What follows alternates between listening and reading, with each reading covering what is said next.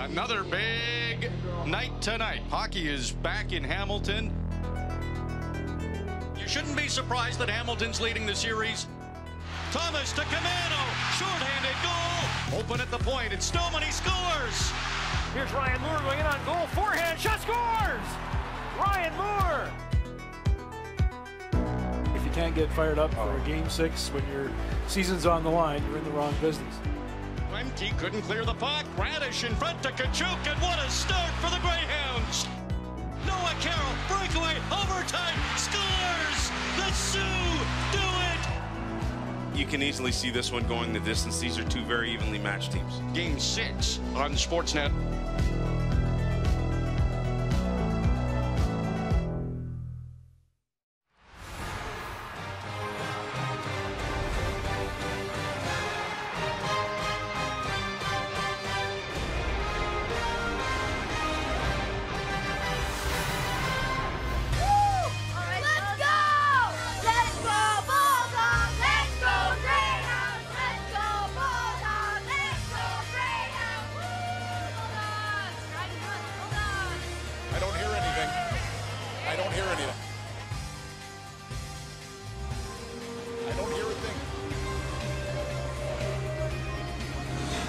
Kim Gettinger of the Sault Ste. Marie Greyhounds. He is a quiet leader and will certainly try to lead his team in this Game 6. Kaden Fulcher has been brilliant throughout this campaign. Steady, sometimes spectacular. He's now ready to lead the Bulldogs at the FirstOntario Centre in Game 6 of this Ontario Hockey League Final Series. Hi everybody, I'm Rob Faulds. First and foremost, happy Mother's Day to all of you, and what a game this is going to be this afternoon. It's Game 6 of the Ontario Hockey League Championship Series, with the Hamilton Bulldogs leading 3-2. The J. Ross Robertson Cup, signifying the Ontario Hockey League champion, is in the house. Will it be handed out this afternoon, or will it be packed up and shipped to Sault Ste. Marie for Game 7 tomorrow? So much on the line, and this is on the line. Last time Hamilton won the Memorial Cup was in 1976. They were the Hamilton Finn Cups. They did it, beating the New Westminster Bruins. The Sault Ste. Marie Greyhounds in 1993, 25 years ago, won the MasterCard Memorial Cup, and they would like to get back to that very special event in Regina, Saskatchewan in just less than a week. So much on the line, so much to talk about. Let's go upstairs to the men who'll call it, RJ Broadhead and Sam Cosentino. Thank you very much, Rob. It will be exciting. Game 6, and what a series it's been, Sam. It's 3-2 in favor of Hamilton. No teams managed to win back-to-back games. Hamilton scored 20 goals in the series. Sault Ste. Marie has scored 19. 3 games have been decided by a goal, 2 of them in overtime, so it has been an extremely even series. Yeah, no question about it. And one of the more telling stats when you talk about the evenness of that series, aside from all the things that you have mentioned, is the fact that when you look at who's been leading the series and when it's been tied, it's been pretty even. Now, you see the Bulldogs have a slight edge there, but most of that can be attributed to Game 5, where they led for all but 2 minutes and 46 seconds. That making up the difference in what has been a tightly contested affair between these two conference winners. Hamilton has not faced elimination in this postseason. They do not face elimination this afternoon, but Sault Ste. Marie does for the 3rd time in these playoffs. And the previous 2 pretty exciting games. Game 7 against Owen Sound wound up being a 9-7 win. Then they had Game 7 double overtime against Kitchener. And now they have to be great again this afternoon. Yeah, and I think the guy that they're going to have to lean on is Boris Tkachuk. He is the OHL's leading goal getter with 18 in the playoffs, the leading point getter with 34 points in the playoffs. And when it comes to Boris Tkachuk, a Tampa Bay Lightning prospect, this guy's also won a gold medal with Canada. But in these crunch games, in these important games, he's been at his best. When you look at that game against Owen Sound, a 4-point effort, including a hat trick there, leading them to win. And then against the Kitchener Rangers, a 3-point effort in that game in the 4-3 double overtime win. So that's a guy, no doubt, who won't be fazed by the task at hand with the Sault Ste. Marie Greyhounds have to face today. Hamilton has not lost back-to-back games this postseason. If they keep that streak alive, they will advance to the MasterCard Memorial Cup. They are just 1 win away. They could get that this afternoon. but they are up against the #1 ranked team in the CHL. Sault Ste. Marie had so many wins this season, but they need one today in Game 6. It's coming up.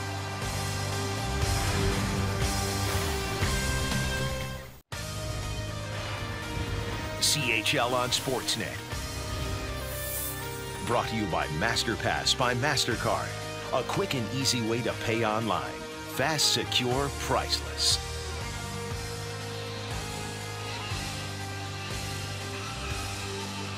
Hamilton, the site of Game 6 of the Rogers OHL Championship Series.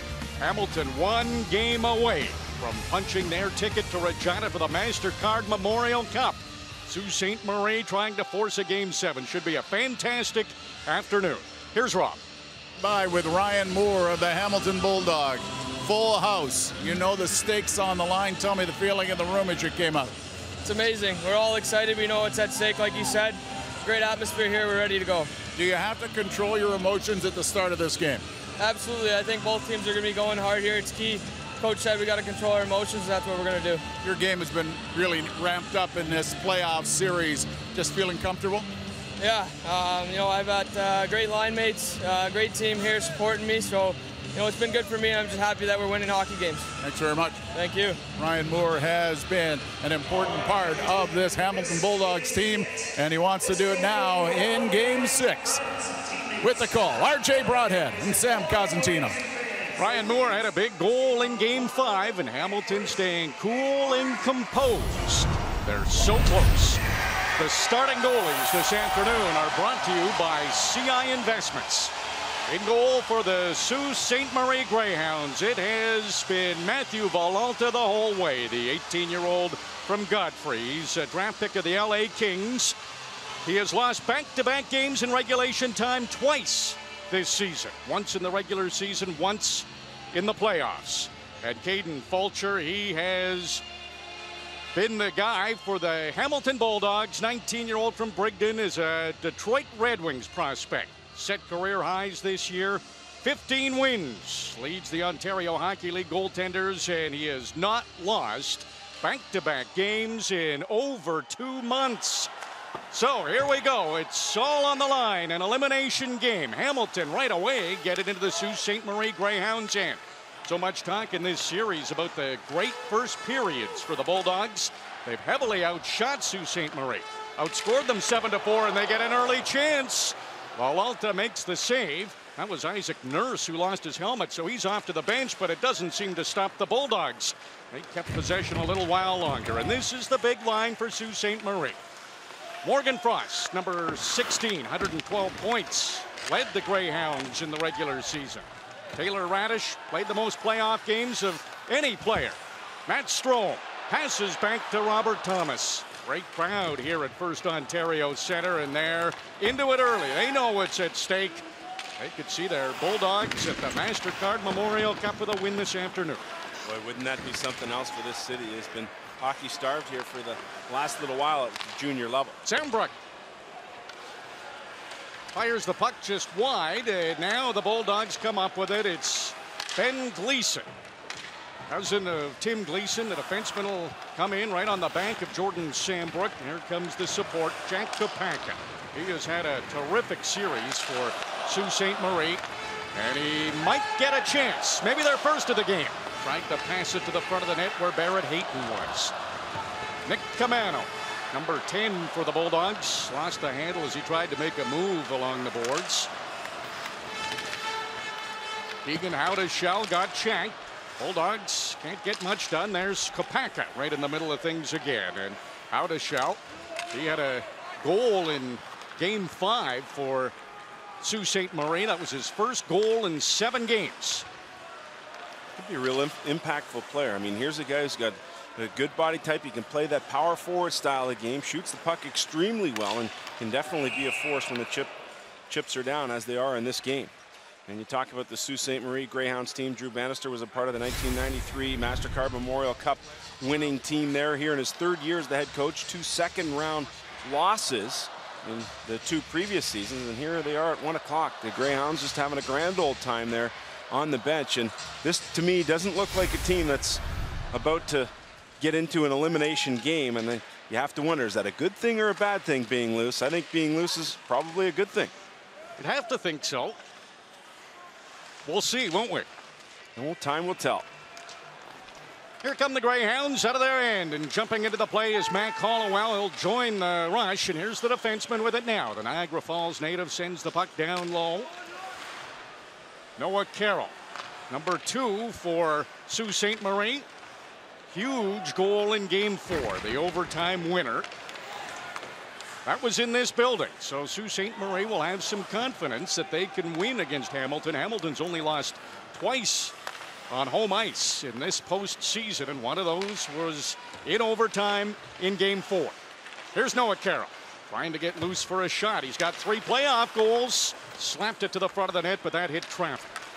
Isaac Nurse can't come up with it. Carroll has it again, and Noah Carroll, the lone overager in the lineup for the Sault Ste. Marie Greyhounds. Hayden Verbeek is their other overager, but he is out right now due to an injury, and he is missed.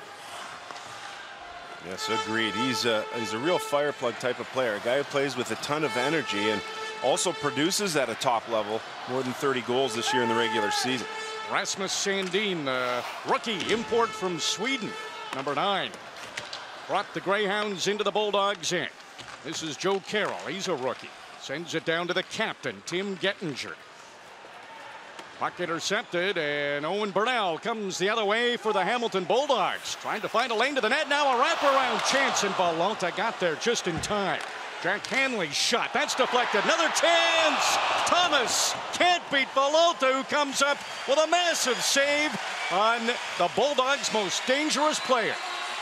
Oh, that's an unbelievable start to set the tone here for Matthew Valenta, and starts with Burnell, who uses good speed and then attempts the wraparound. When the wraparound comes free, Strome tries to do the same thing with a bank shot. That doesn't work. The play is kept alive at the point, and look at Thomas, a golden opportunity in front of the net. First of all with the deflection, then he collects his own rebound and is robbed by the glove. 2 great saves by Valenta. Valenta knows he's got to be good in the first periods. Brandon Sagan, he had the game-winning goal in Game 5. Out of shell. He's got Tkachuk up ahead of the play, but he can't connect with the pass. Now Tkachuk has fallen down inside the Bulldog zone, so Sault Ste. Marie can't come in with pressure, and the Bulldogs take over. No shots yet for Sault Ste. Marie. Hamilton has 3 of them. Robert Thomas circles the net. St. Louis prospect moves it back to Riley Stillman. That shot hit some bodies in front, didn't get down to Matthew Valenta. Howdeshell throws a hit against Justin Lemke, and that opens things up for Kapanka. Tried to drop it back for Hayton, but it was intercepted by Riley Stillman, who has been just terrific for Hamilton in this postseason. Ryan Moore, he'll send it down low to Will Bitton, the Montreal prospect, spinning away from trouble. Tried an elevated pass that was knocked out of the air by Joe Carroll, and he works his way to center ice, but that's as far as he could go. Ryan Moore digs it out of a scrum, and the hard-working Will Bitton drops it back. Moore's got some space, tried to pass, and it rolled to Valenta, and he wisely covers it up.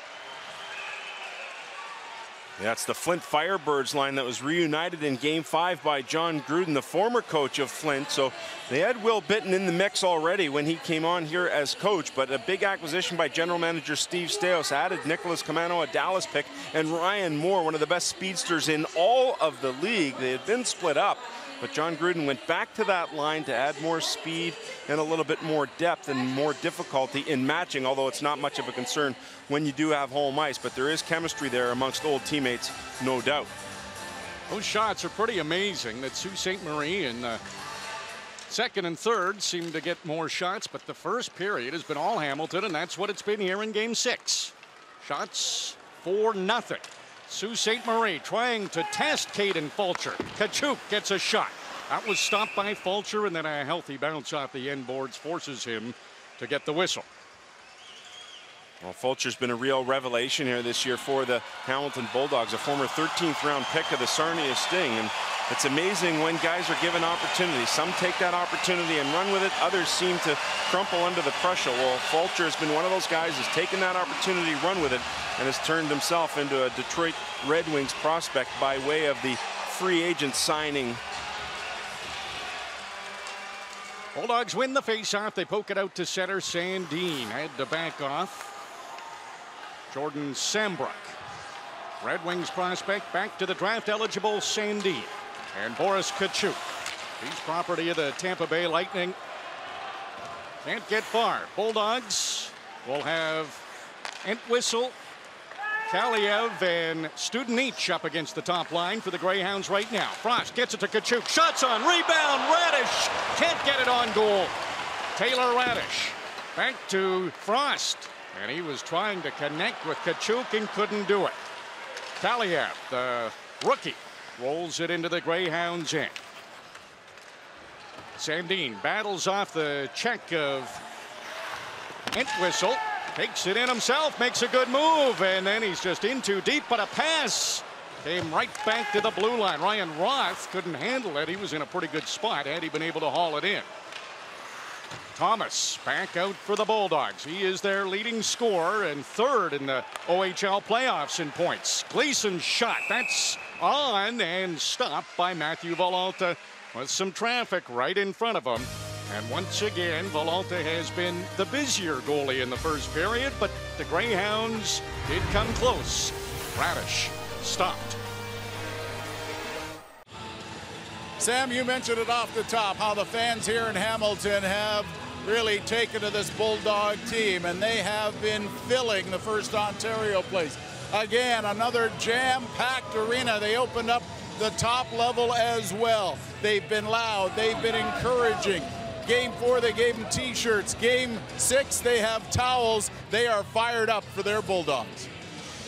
Bulldogs fever has hit Hamilton, that's for sure. It's great to see that upper deck open, not curtained off, and this is a huge game Sunday afternoon in Hamilton, Ontario. A chance for the Bulldogs to make it to the MasterCard Memorial Cup. They can do it with a win this afternoon against the top-ranked team. Another shot in on Matthew Villalta. Good rebound control. Knocked that to the corner. Now it's up to his Greyhounds teammates to win the puck battle. Hayton got a little help from Howdeshell. And now Hayton, Kapaka, Howdeshell. They're all coming in. And Hayton tried to deke through two defensemen. Couldn't do it. So Kapaka comes in to pick up the loose puck. Carroll's shot blockered aside by Fulcher. Bulldogs quickly come up with a rebound, and here's Nick Camano. He's scored in 3 straight. Gives it to Moore, and a hard wrist shot. Just missed on the glove side. 4 Greyhounds come in over the line. Howdeshell tries a shot from a sharp angle, then a wraparound from Kapaka. Fulcher got over in time.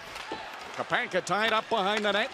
Nick Mettinen comes to take the puck and put it on the stick of Ryan Moore, and he just lifts that up high. Time for a change for the Bulldogs.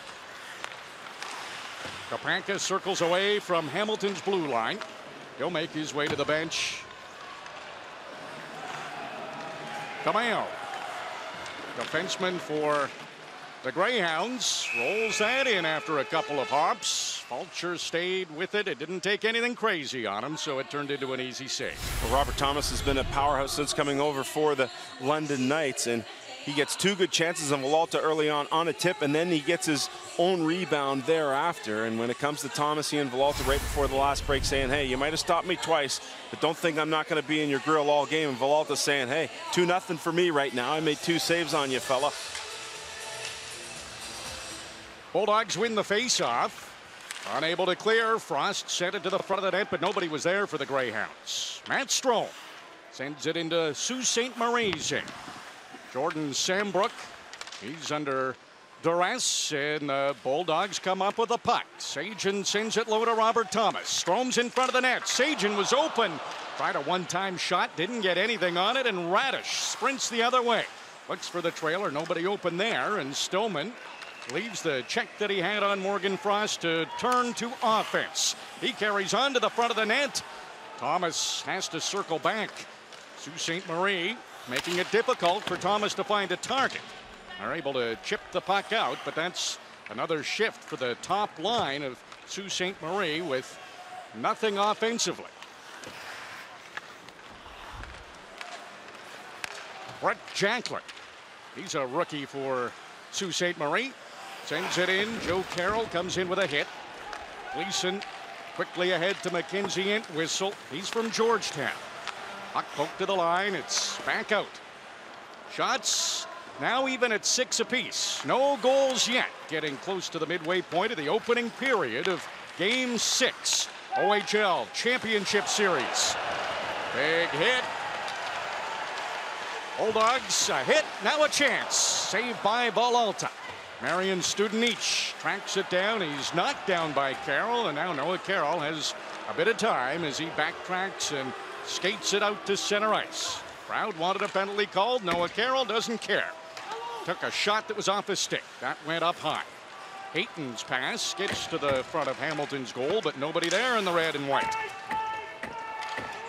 Villalta, you'll have to play this, and just played it before Bitten got there, but the Greyhounds have shot it down the ice. They have iced it, and will have a defensive zone draw.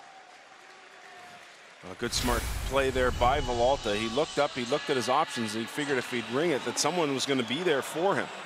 And when it comes to Villalta, we saw this a lot in Game 4. The Hamilton Bulldogs went hard to the net. He must have been knocked on his keister 3 or 4 times in that game, and it looks like that's not about to change. Bulldogs have been doing well in the face-off circle.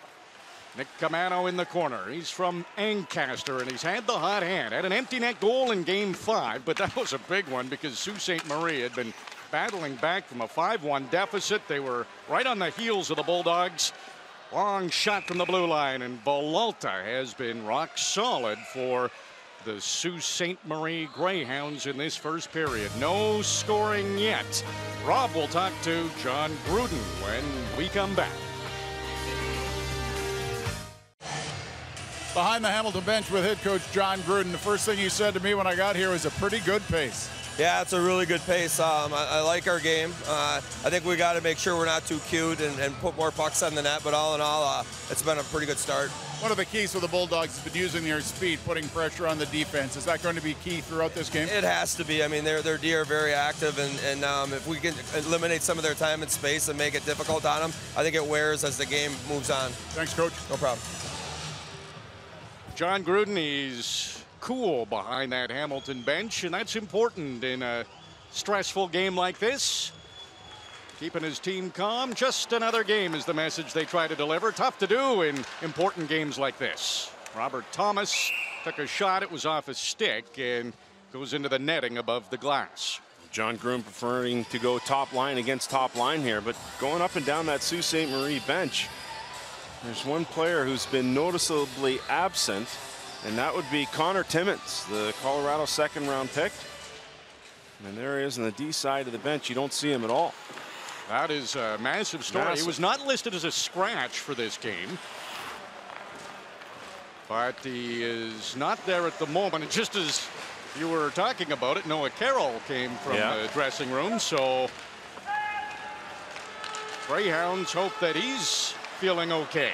Tkachuk, another dangerous rush from him. He got it to the front of the net. Fulcher pounced on the loose puck before Radish could get there.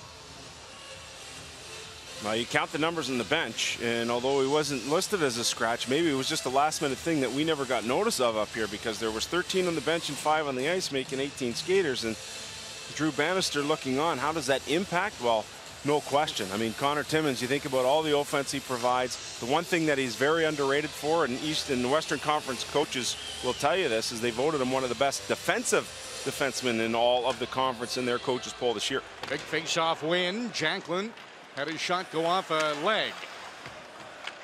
Sandin. He jumps into the play. He'll play a lot in this game if Connor Timmins can't. Joe Carroll trying to track it down. Young line out there. Tim Gettinger, the 98-born captain, is out there with a couple of rookies. Anthony DeMeo working hard to keep this puck in. Bulldogs slowly out of their own zone. Rink-wide pass to Mettinen. The big defenseman carries on to the corner. Now he'll back off as he gets the puck. Gleason's shot. That's on Villalta, and it's loose. Greyhounds get to it, and they get it out of the danger area right in front of their goal. Carroll, he's sandwiched by the Bulldogs. They all came back to track him down. He was trying to delay to get that change in. Another big hit thrown by the Bulldogs. That's Nurse. Carroll behind his net. Pokes it up ahead, and Nurse is hot on his heels. Carroll has to be careful, but he got it to Frost. Shot missed. Back in front, and it's knocked in the net by Cole McKay. Pass by Frost, Cole McKay the goal, and the Greyhounds have the lead. You know, it's interesting, we were talking about Morgan Frost before the game and how he hasn't had a tremendous impact for a guy who had 112 points in the regular season. And in this series, in the games that I've seen, he hasn't done a whole lot. But here, he fires this puck wide, but he doesn't give up on it. He chases down the bounce off the back end boards, picks it up, and there's McKay in front of the net. Right shot, allows the puck to get to him, and Fulcher could not get over in time. McKay makes it 1-0 Sault Ste. Marie. Talk about who's going to step up in a big game, an elimination game. How about Cole McKay? He's 16-year-old from Sault Ste. Marie. That's his first playoff point. And he picked an important time for it. Yeah, he sure did. Wow, good for him. Injuries, players missing. The Greyhounds need some heroes. Maybe some unsung heroes to step up. Cole McKay gets them off to a good start in a game they have to win or their season's over. You see Frost out there, you're looking for 14, not 24. Tkachuk fired it on goal. That's exactly right, but it's 24 who gets the goal, and 14's out there now. He's with Tkachuk and Frost. Puck bounces to the blue line. Halliwell sends it down to 14. Taylor Radish, the Tampa prospect, in front to Tkachuk, and it just hit a stick. Seguin takes his time, saw Thomas up ahead. Sam Brook steps in front of Robert Thomas. Those two have had some battles over the years. Here they are in the OHL Championship Series. Thomas, former London Knights. Sam Brook, former Erie Honor, that tough Midwest division. Sam Brook up ahead to Hayton. Trying to stick handle in again, and the Bulldogs stop that. Will Bitton. He was open coming in over the line, and a good stick by Sam Brook knocked the puck loose. Here's Sandin. Tried to make a pass. It was off the stick of Bitton. It did find its way to Barrett Hayton, a sophomore. Slides it over to Jack Kapanka. Kapanka decides not to shoot. Plays it off the boards to Hayton, and then his pass is off a leg, goes out to center ice. Seems like the Greyhounds are coming on here in the first period, starting to push the pace, push the play. They lead the game 1-0. Sandin keeps it in, down to the corner. Hayton pokes it back to Sandin, and Sam Brook kept that in. He got it on goal, but nobody in front. Fulcher saw it all the way, and he makes that save. Big goal for the Greyhounds. Cole McKay gets it, and they lead Game 6.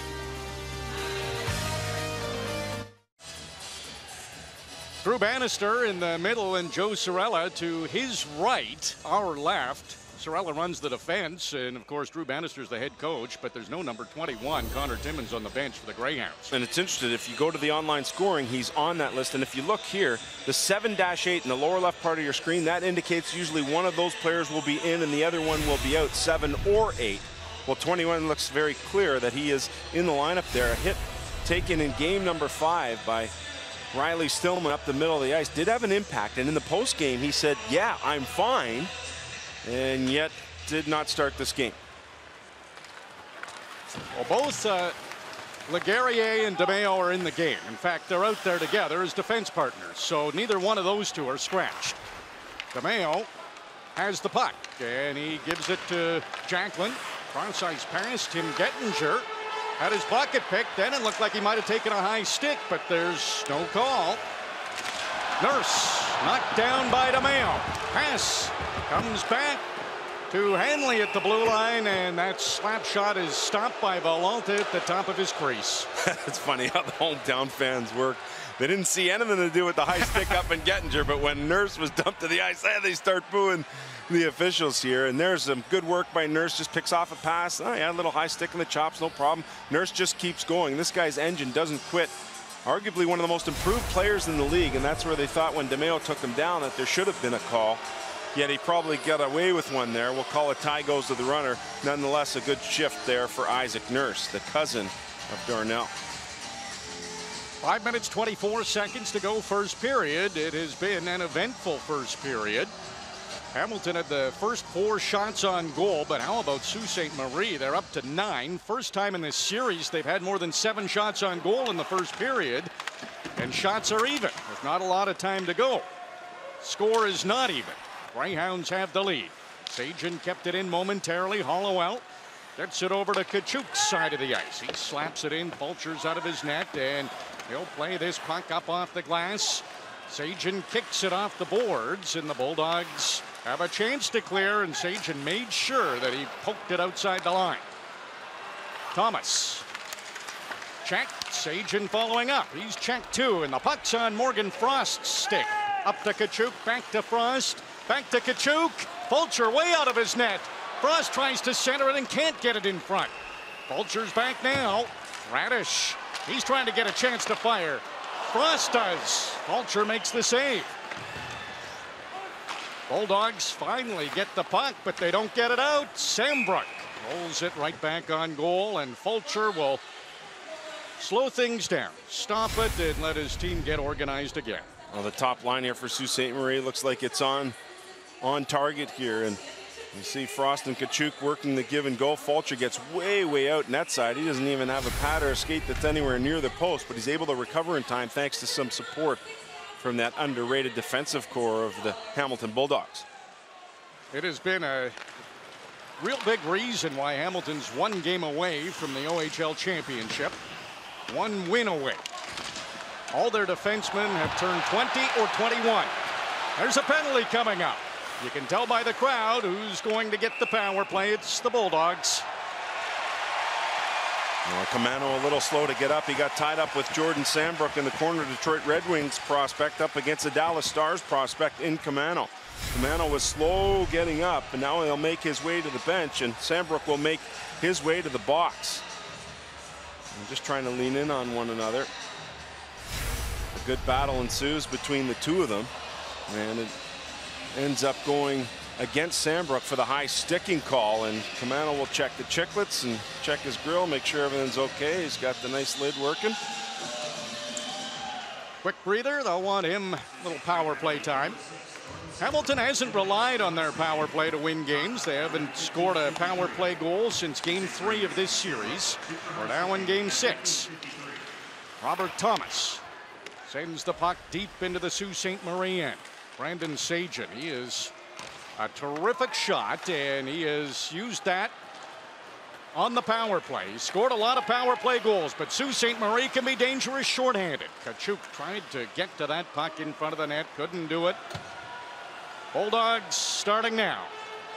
Up to center, Gleason drops it back. Seguin comes up with it, and he gets it on the stick of Thomas, who has to make a couple of moves. Now all good. Bulldogs are in. Back to Strome at the blue line. He hasn't scored in 10 games. Led the Bulldogs in goals in the regular season with 37. Thomas at the blue line to Gleason. Wrist shot, stop, but there's a rebound. Greyhounds have it. Radish off the boards and down the ice. First minute of the power play for the Bulldogs is gone. Starting from their own end, Riley Stillman, Panthers prospect. Drops it back for Bitten. Moore to Bitten. Drops it back to the rookie, Arthur Kaliev. His shot didn't get to the goal. Slap shot from Stillman. That's wide of the net. Carroll lifts the stick. Bulldogs keep the puck in. Kaliev to Stillman. Moore's open. Looks to the front of the net. Goes back to Stillman. Bitten to the front of the goal. Kaliev the shot, and that was stopped by Vololta and quickly cleared by the Greyhounds. 31 goals in the regular season, a 16-year-old year. His Kaliev, he's a late birthday, but boy, has he had an impact. The good power play for the Bulldogs. A few chances. They're offside this time, though. Tied with Robert Thomas with 5 points in the series for the Hamilton Bulldogs. And Kaliev, really interesting, essentially started this series as a 4th-line guy. Number 34 in black in the middle of the ice. Gets a good opportunity on the redirect there.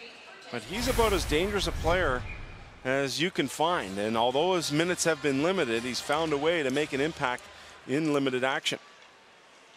4-game point streak for Kaliev. Frost got the puck down the ice. That's good enough to end the penalty to Sambrook, and he zips to the bench. Radish comes out to replace him. Thomas is right in, and the puck went right through the blue paint of the crease. Nobody there for the Bulldogs to tap it in, though. Rasmus Sandin up to Taylor Radish. Frost had the puck bounce on him, so he couldn't come up with it clean, but he went and got it deep into the Bulldogs' end. Nobody at the blue line for Sault Ste. Marie. The defense were on a change, so the puck comes all the way back into their end. Frost at center ice. Weaves back as the Bulldogs cut off his path to get it into the Hamilton end. Sambrook skates it in. Now Frost has it. Tried to pass to the front of the net, but a big defensive play by the captain, Justin Lemke. Mattinen takes a hit right in front of that Sault Ste. Marie bench. Kaliev back on the ice and sends it in for Entwistle to chase. Just over a minute to go in the opening period. Hamilton Bulldogs, they lead this series 3-2. Sault Ste. Marie leads the game 1-0. This Hamilton Bulldogs team is a team that played in the Eastern Conference, which usually gets underrated in the Ontario Hockey League, and really just 2 winners going back to 06. That would be Peterborough in 06 and Oshawa in 2015. But they beefed up with the likes of Robert Thomas, who makes a sensational move there as it just slides to the glove side of Alalta and into the corner out of harm's way. Getting loud at FirstOntario Centre. Final minute of the first. Jack Kapanka drags the puck to center ice, had Seguin right on. Nick Camano, he's checked as he got to the red line. How about Hayton? Not much room to work, but Kapanka was open. Bulldogs, they're waiting, but Hayton comes up with it. He tried to center it. Mattinen blocked it. Tried to center it again. The Bulldogs just not letting that puck to the front of their net. Thomas intercepted the pass. Camano dumps it in. 25 seconds to go in the period. Barrett Hayton along the right wing side. Crowd not happy that Carroll had Camano pinned in the corner. Here's Hayton, and Ian Kapanka got crossed up. Kapanka tried to stay onside, but couldn't. I'm going to talk a little bit about the Sault Ste. Marie Greyhounds team and the tough road that they've had to literally travel. When you go back to the Saginaw series, was the easiest of their travels along the way. Just a 4-hour trip to Saginaw. They swept that series, and then things got a whole lot difficult after that. Owen Sound, tough place to get to. Kitchener, tough place to get to. Hamilton, a tough place to get to. Well, it's been tough. The grind of not only playing games here in the playoffs and how intense they are, but also the travel for Sault Ste. Marie has been a real challenge. 3 straight series of over 7 hours travel for Sault Ste. Marie. Hamilton, they had Ottawa, Niagara, which is basically no travel, and Kingston. So their travel's been better, but the Greyhounds, a goal from the 16-year-old rookie, Cole McKay. That's all the scoring that there was in the first period, but the big news, no Connor Timmins in that first period for the Sault Ste. Marie Greyhounds. It's a series led by the Bulldogs and a game that's led by the Greyhounds. It gives me great pride to announce today Kyle as the new general manager of the Toronto Maple Leafs. Thank you, Brendan. That was the big news earlier this week in the National Hockey League as Kyle Dubas was named the general manager of the Leafs. And take a look at his timeline. At 11, he was a Sault Ste. Marie stick boy, the hockey ops assistant at 14, general manager at 25, joined the Leafs as an assistant GM in the age of 28. Now he's the Leafs general manager at the age of 32. And he credits it all to the opportunity he had in Sault Ste. Marie. But I don't think we should be too surprised about this, because now we're seeing the National Hockey League and more pro teams look to the Canadian Hockey League for the next generation. Sam and RJ, we saw that in great evidence last year as 3 of the head coaches found jobs in the professional hockey ranks. So for Kyle Dubas, he may be a wunderkid, but now he has to continue that progression as the man leading the Toronto Maple Leafs. No question. It's one of the biggest jobs, if not the biggest general manager job in all of the NHL. And, well, he's still a kid for most of us. He's 32 years old, but wasn't long ago we were talking to Kyle as general manager of the Sault Ste. Marie Greyhounds. Kyle Raft is now the general manager. He's done a great job, too. But Kyle Dubas seemed to be on the cutting edge of the analytics at the right time, and he is a real expert in that department, too. Yeah, no question about it. And I think the thing that gets left behind when it comes to Dubas is the fact that, yeah, he's a hockey guy too, so he's grown up around it. He knows a lot about it.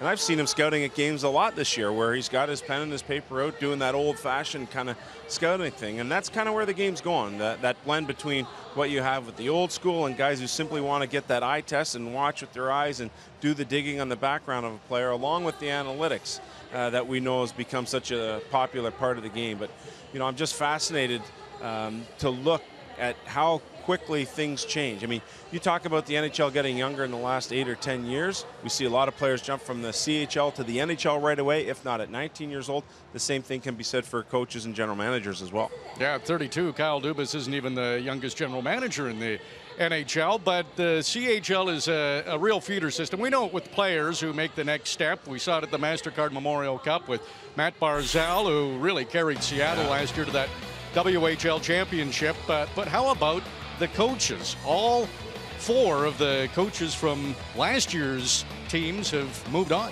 Well, the CHL is the best developmental league in the world, and it's not just for the players. It's this list of guys, even from last year's Cup that you talked about, that have moved on to different things, to bigger and better things when it comes to the NHL or the AHL. And I can't help but think about Las Vegas. Misha Donskoff, Kelly McCrimmon, Kelly Kissio, Gerard Gallant, Mike Kelly, Ryan McGill, who really all had successful runs here in the Canadian Hockey League, and look what they're doing now in Vegas. You look at this game, both teams have 9 players that are property of NHL teams, so we could be seeing some guys in the NHL certainly on the ice and maybe behind the bench too. Yeah, that's pretty neat. I mean, Drew Bannister, I think, is at a point where he's probably ready to move on. I think John Gruden's not too far behind him. And when you think about Joe Cirillo and all the work he's done, you'd have to think that if he wanted to make a move to the NHL, that offering would be available to him as well. But you're right. I mean, you look at Robert Thomas. He, as you talked about, almost made the St. Louis Blues out of the start of this season. Boris Tkachuk can't be too far away. Connor Timmins. I mean, my goodness, the talent this level, simply unbelievable.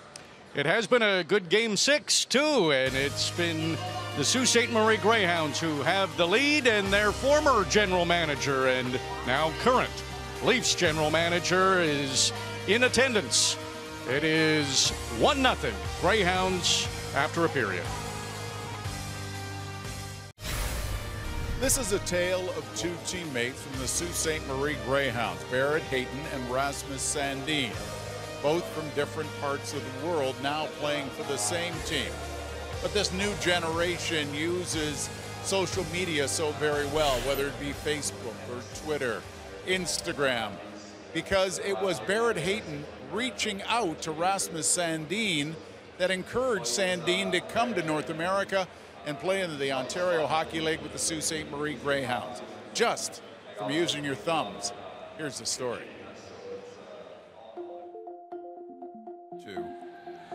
In 2017, Rasmus Sandin had just started playing professional hockey in the Swedish Hockey League. I started off in the Pro League in Sweden this year, and I've watched a couple games and following the league for a little time now, for a couple years.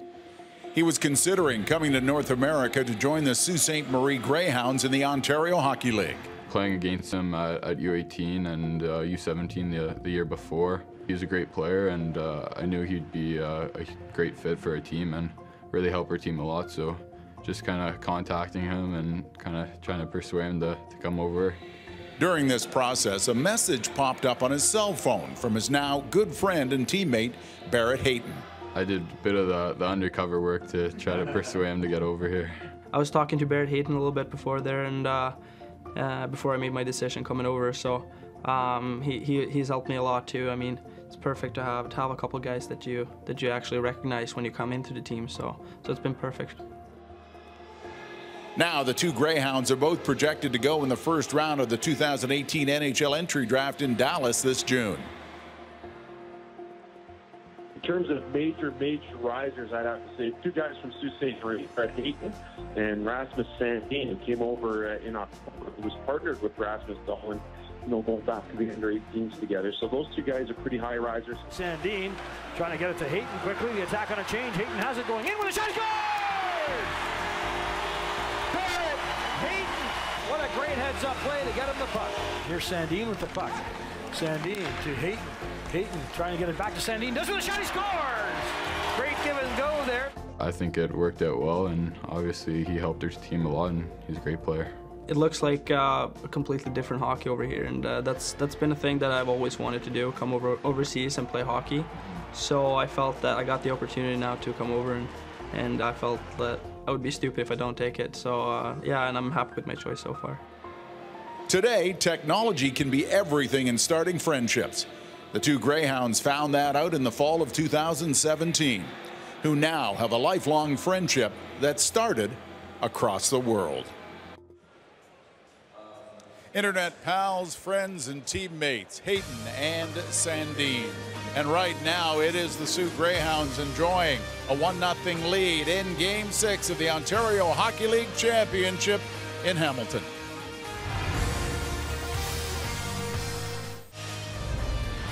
The MasterCard Memorial Cup begins on Friday. It is the 100th from Regina. The Regina Pants still don't know who their opposition will be. Every series in the 3 leagues is going at least 6 games, including this one this afternoon in Hamilton. It has been a terrific first period, and of course the Bulldogs leading the series. The FirstOntario Centre is packed.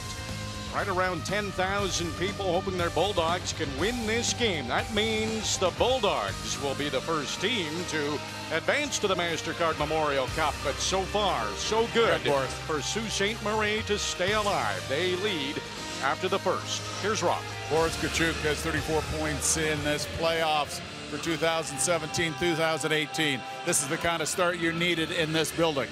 Yeah, I mean, we just wanted to come out and have fun. I mean, our backs are against the wall, and whenever that happens, we play well, and in the first period, we really showed that.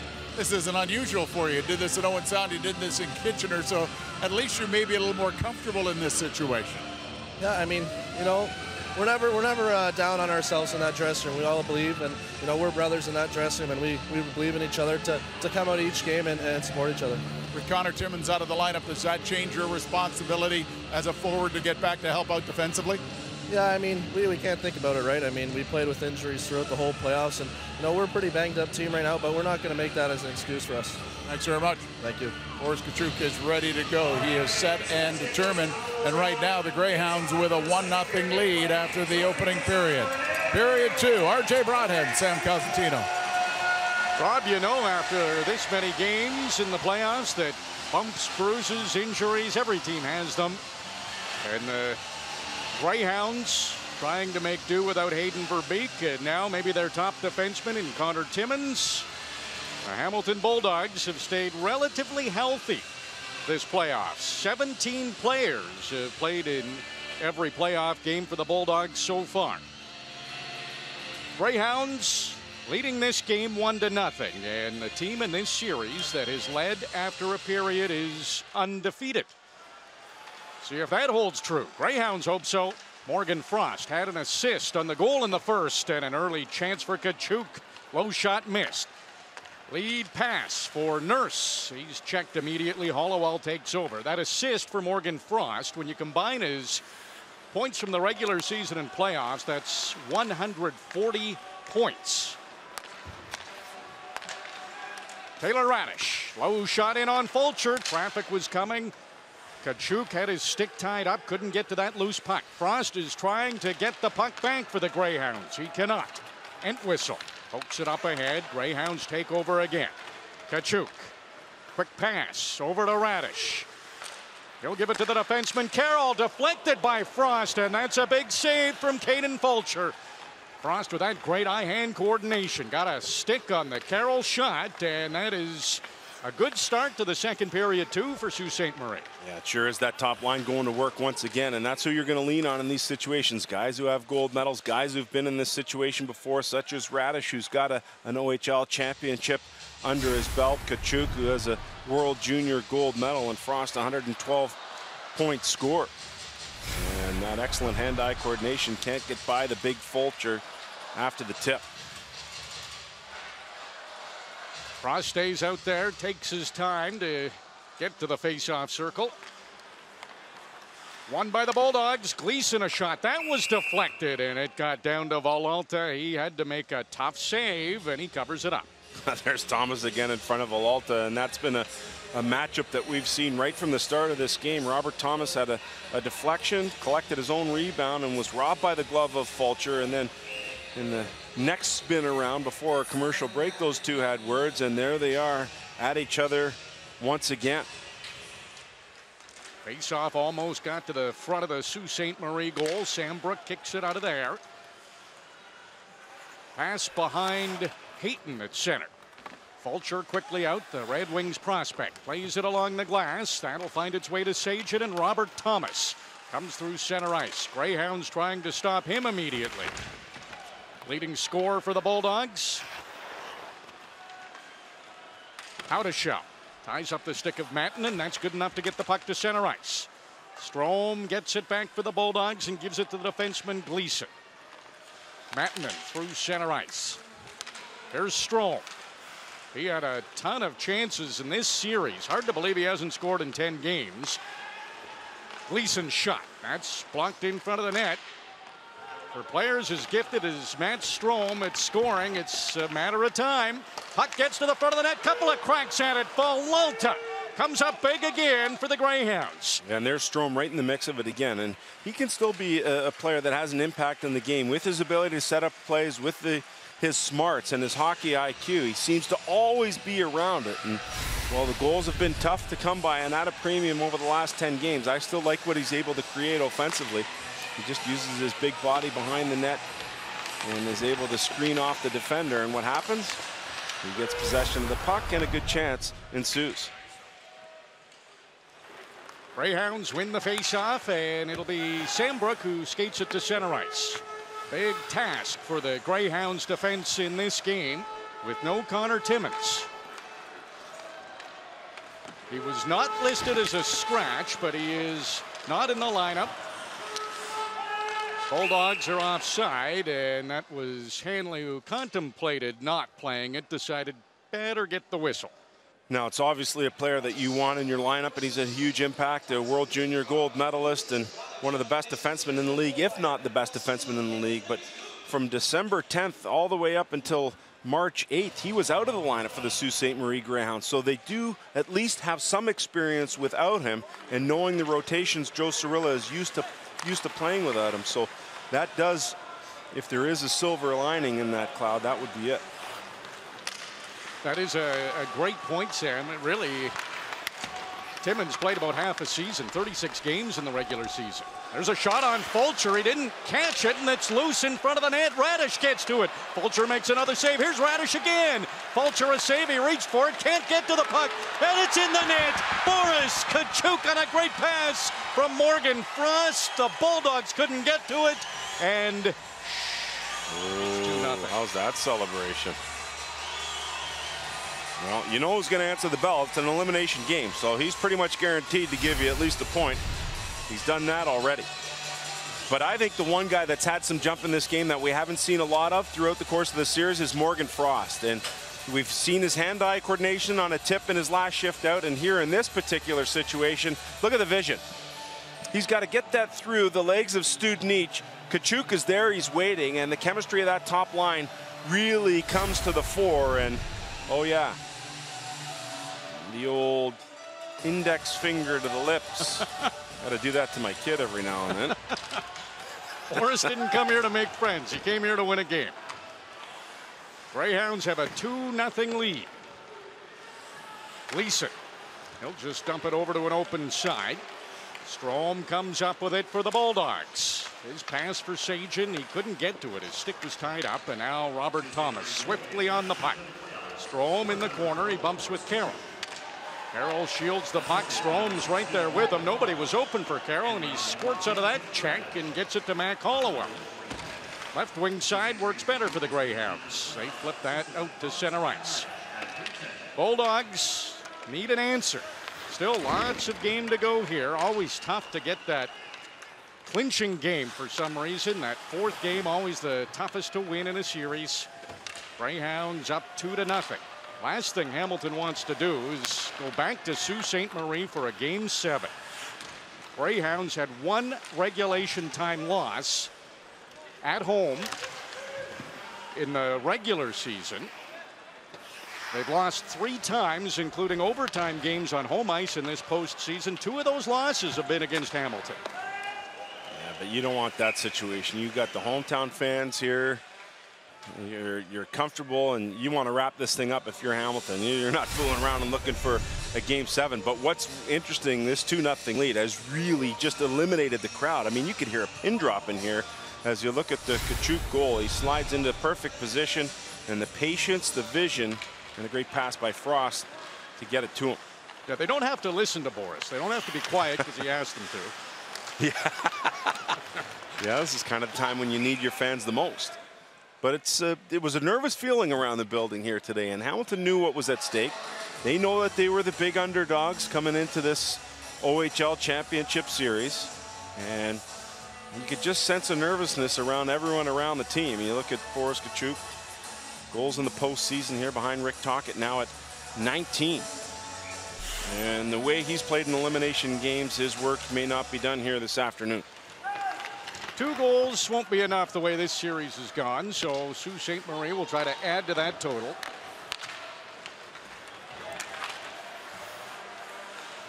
Vololta plays it into the corner. Nurse blocks that, and he gets all tangled up with Barrett Hayton, who's lost his stick, but the Greyhounds have the puck. Liguria slid it ahead to Kapaka.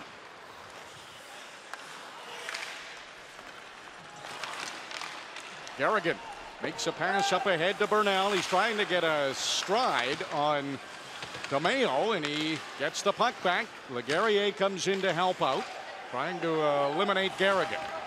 Nurse digging for it.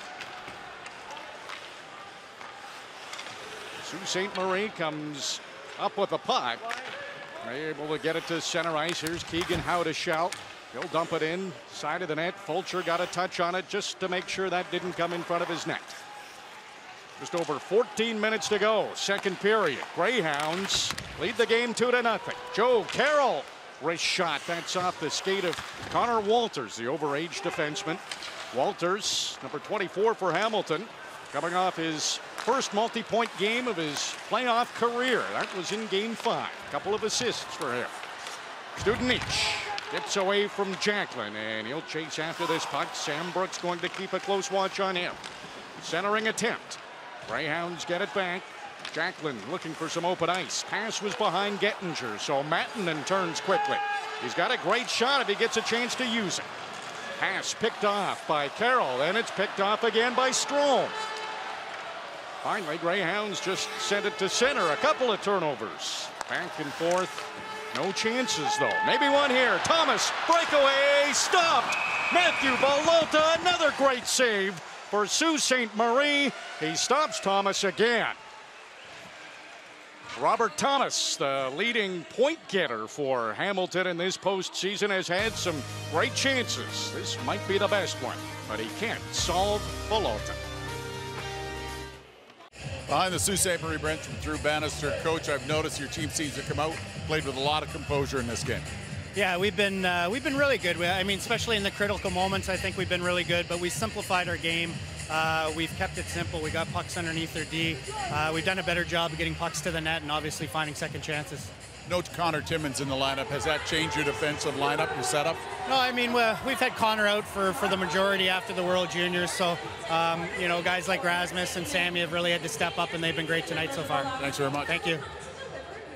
You said it, Sam. They're used to playing without Timmins, although they'd prefer to play with him. Yeah, that would be the preferred choice, no doubt. Strome, how about that?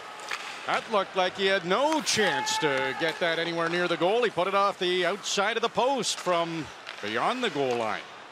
Greyhounds waiting to get back on side. Frost sends it back to Noah Carroll.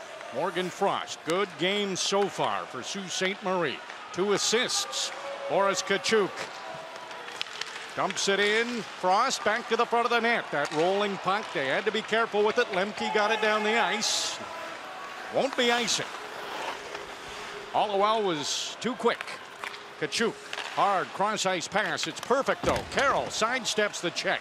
The defenseman drops it to the front of the net. Halliwell right down to the dot, but it bounces to Fulcher after a deflection, and he had to stay with it, and he did.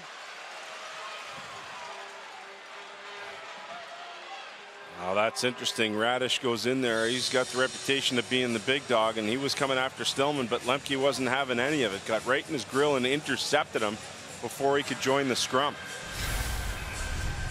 And no doubt Sault Ste. Marie's thinking about that hit by Stillman on Connor Timmins in Game 5. And a good opportunity here for Sault Ste. Marie to add to its lead, but Fulcher stands up to it. Now, that's one thing that we've noticed here at this Hamilton team, especially just how underrated the defense is. You look at Gleason, Mattinen has come a long way, a Toronto Maple Leafs draft pick. Lemke has been just a stalwart back there as the captain and the guy who's come over from Belleville when the franchise moved 3 years ago. And they've really done a good job. Just an efficient group that really doesn't like the spotlight and doesn't ever have to take it. Radish and Lemke get penalties. 4-on-4. Barrett Hayton stole the puck. He moved it back to the blue line, and it was stolen by Strome. And Robert Thomas in full flight. Takes it over to the left wing side. Thomas has to stop in the corner.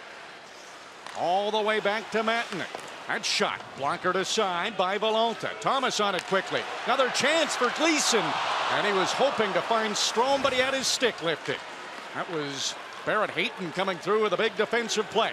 Jack Kapanka. Hayton goes to the front of the net. Sandin now is there too. Kapanka still has the puck, and he saw a chance on the short side, but Fulcher got the arm over and knocked it out of play. He's got a really sneaky good shot, does Kapanka. He has the ability to change the angle on his blade like few players, and almost surprised everybody there. But watch this play by Barrett Hayton. Everyone wonders, why is this guy, top 15 projected first-round pick in the NHL draft? Well, it's not just what he does offensively, but that play right there literally saved a goal against.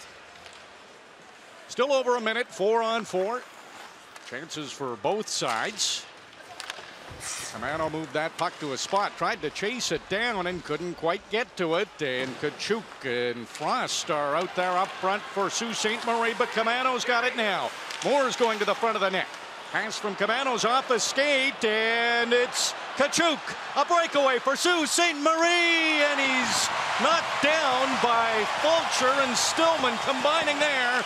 And the puck sat there, but Tkachuk couldn't quite get to it. It was so tough to hit the supporting character when you're one of the last two guys back, especially 4-on-4. Breakaway the other way.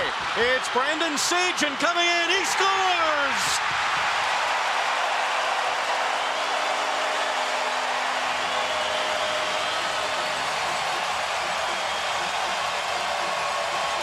You get two skilled teams together, you get into a 4-on-4 situation. I tell you, it's a beautiful thing. End-to-end action, and the high skill on display at both ends of the ice. And it starts first with Kaden Fulcher, the Hamilton Bulldogs goaltender, who has to make an unbelievable stop on Mr. Elimination, Boris Tkachuk. He does so, and it's turned back the other way in a hurry. Seguin then gets the opportunity to go on a breakaway himself, and he makes no mistake, nor should he. You talked to John Gruden about Seguin, said this guy's got an NHL shot, an NHL release, and no doubt the accuracy on display, and the Bulldogs are on the board. Seguin had the game-winning goal in Game 5, part of a 3-point game for him, and he gets the first goal for the Bulldogs in Game 6, and they're within a goal of the Greyhounds. A game that the Bulldogs can advance to the MasterCard Memorial Cup if they win. And here they come again. We're still 4-on-4 on the ice. Robert Thomas protecting the puck well against Sambrook. Gets to the front of the net. Still with the puck. Not a shot yet, though, and Sam Brooks staying right with Thomas. The pass back to the blue line. It hit a stick, but it still got to Mattman. He tried to center it. Greyhounds have it out of the penalty box. Lemke and Radish. Now they'll battle for the puck. Radish gets to it. Right on goal. Gettinger tried to knock it out of the air, but he couldn't get it on target. Halliwell takes his time. Here's Radish. Fresh out of the penalty box. A 2-minute rest for Taylor Radish. Carroll. That shot hit some sticks and went to the corner. Seguin has it again for the Bulldogs. Gleason. His shot blocked by Carroll. Now Carroll will try to start things. He's got Joe Carroll up ahead. Noah and Joel, they're not related. Both last name Carroll, and here's Joe. Gets it to Noah. Carroll waits. Forwards are on a change. No traffic in front, so no point in shooting at the net. He decided to wrap it around. Change is done, but no shot from the Greyhounds. Kaliev. Point in 4 straight games. Got it to the front of the net. Who's going to get to this loose puck? And Whistle did, but he couldn't score on Villalta. Frost. He's got Carroll and Janklin up ahead. Carroll back to the blue line. Liguria. Slap shot stopped by Fulcher. Great chances in both ends. Things heating up as we're past the midway point of regulation time. 1-goal game. Moore on the turnover, but how about the rookie Brett Janklin? He read the play, saw his defense was in trouble, and stole the puck back. Now Morgan Frost has it deep in the Hamilton end. He's pinned up against the boards by Jack Hanley. Bitten back there helping out his defense and made a nice move to send the Bulldogs ahead. Off the boards. Moore chases after it. He was looking for Lemke at the blue line. Tkachuk had Frost following up. Now Liguria will move it inside the Bulldogs' end. Frost had to wait at the blue line, so he had no speed to get the forecheck going. Oh, you have to love it. Looks like the nervous energy has gone from these two teams. They're starting to go. Strome drops it off for Camano. That one's blocked, but Camano's got it back. And that one's blocked too. Sandin prevented that from getting to his net. Camano's pass, it was a hard one, and missed Gleason at the blue line. Gleason, good move to the inside. Another nice move. Defenseman is going all the way here. Can't get around everyone, though. That was Noah Carroll, and the overage defenseman has about seen it all in the league, and he wasn't going to let Gleason get around him. There's a guy who knows some pretty good moves himself. In game 4 here, ended it with a spectacular move and a breakaway in overtime. Strome. He can't get to the net. Crowd's back in it here in Hamilton. They love what they're seeing. It's turned into an exciting game 6-2. Every game in this series has been close. 2 of them have gone to overtime. Robert Thomas drops it back. Studenic shot missed. And now the Greyhounds turn and go the other way. It'll be Kopacko who leads them into the Bulldogs' end. Drops it off for Howdeshell. Back in front to Howdeshell, and Fulcher has it. He stops the Greyhounds just when it looked like they had a great chance to get their 2-goal lead back. Fulcher with a big save in one end, and he's kept his team in it. The offenses come around too. Brandon Seguin has the Bulldogs within 1. Update from the QMJHL. This is also a game 6. Acadie Bathurst Teton in the maroon and gold, and it's their captain gets them going with a long shot. Jeffrey Viel is 14th of the postseason, and Bathurst leading the series 3-2, and the game against Blainville, Boisbriand, Armada. Armada were the top team according to points in the QMJHL. Teton were in that top Maritimes division. Long shot from the blue line. That's stopped by Fulcher. Gotta love that VL. I mean, he just does everything. And one of 4 or 5 guys across the CHL with 30+ goals, 100+ penalty minutes. And every time we've watched him play, he performs well. He's about as steady as you get on both sides of the puck. Talked to a couple of players who were acquired by the Teton and asked them who they thought was better than they had imagined. And they said Viel. Thought he was a tough guy, but this guy is some kind of player, and he's put his team on his shoulders. 1-0 there, 2-1 here for the Greyhounds, and the Bulldogs trying to tie it. There's a shot, and a quick glove by Vololta. Snags it out of the air. You know, Isaac Nurse has just grown into prominence, and he's one of those guys that John Gruden can slip up and down the lineup. It doesn't seem to matter where he plays. He gives you the same sort of effort. He can play with skilled guys. He can play with energy guys. He can play with power guys. And here he almost ties it, but Vololta's been so solid the last few games out for Sault Ste. Marie. Makes a good stop there. Shots are 21-20 in favor of the Greyhounds. Score 2-1 in favor of the Greyhounds. One more shot and one more goal for the Greyhounds in this game. Radish picks up the puck and tries to get to the net. The puck got there to Fulcher, and he knew he had lots of time, so he left it there for his defenseman, and Bitton trying to go the other way. Carroll calmly came back and separated him from the puck. Tkachuk plays it along the boards. Lemke, the captain of the Bulldogs, keeps it in. Now Carroll's tied up by Camano. Bitton looks to the front of the net. Nobody there. Goes to the blue line, and Stillman sends it down low again. Halliwell quickly up ahead to Frost, and he gives it back to Halliwell. Puck lifted up in the air. Moore waits. Everybody's onside, so the Bulldogs go to offense. Shot might have been going wide, but not worth the risk for Matthew Vololta. Makes another catch for the Greyhounds. Just under 6 minutes to go. Second period. Game 6. Greyhounds lead. CHL on Sportsnet. Brought to you by CIBC, the official bank of the Canadian Hockey League. CIBC, banking that fits your life. Welcome back to Hamilton. This is Game 6 of the OHL Championship Series. The J. Ross Robertson Trophy on the line. Sault Ste. Marie got off to a great start, 2-0. They had the Bulldogs, but Brandon Seguin scored on a breakaway, his 6th goal of the series. And it is close in Game 6. Bulldogs leading the series, 3-2. Jack Kapaka got it into the Hamilton end. There's been one penalty in the game, and that was to Sault Ste. Marie in the first period. Bulldogs did not score on that power play. Well, still plenty of time left in this game. You go back to 2011, and here's the most goals in a single postseason. You know who'd be at the top of that list, but two guys who are trying to climb up there and surpass Connor McDavid are Boris Tkachuk, who scored in this game. So too has Brandon Seguin.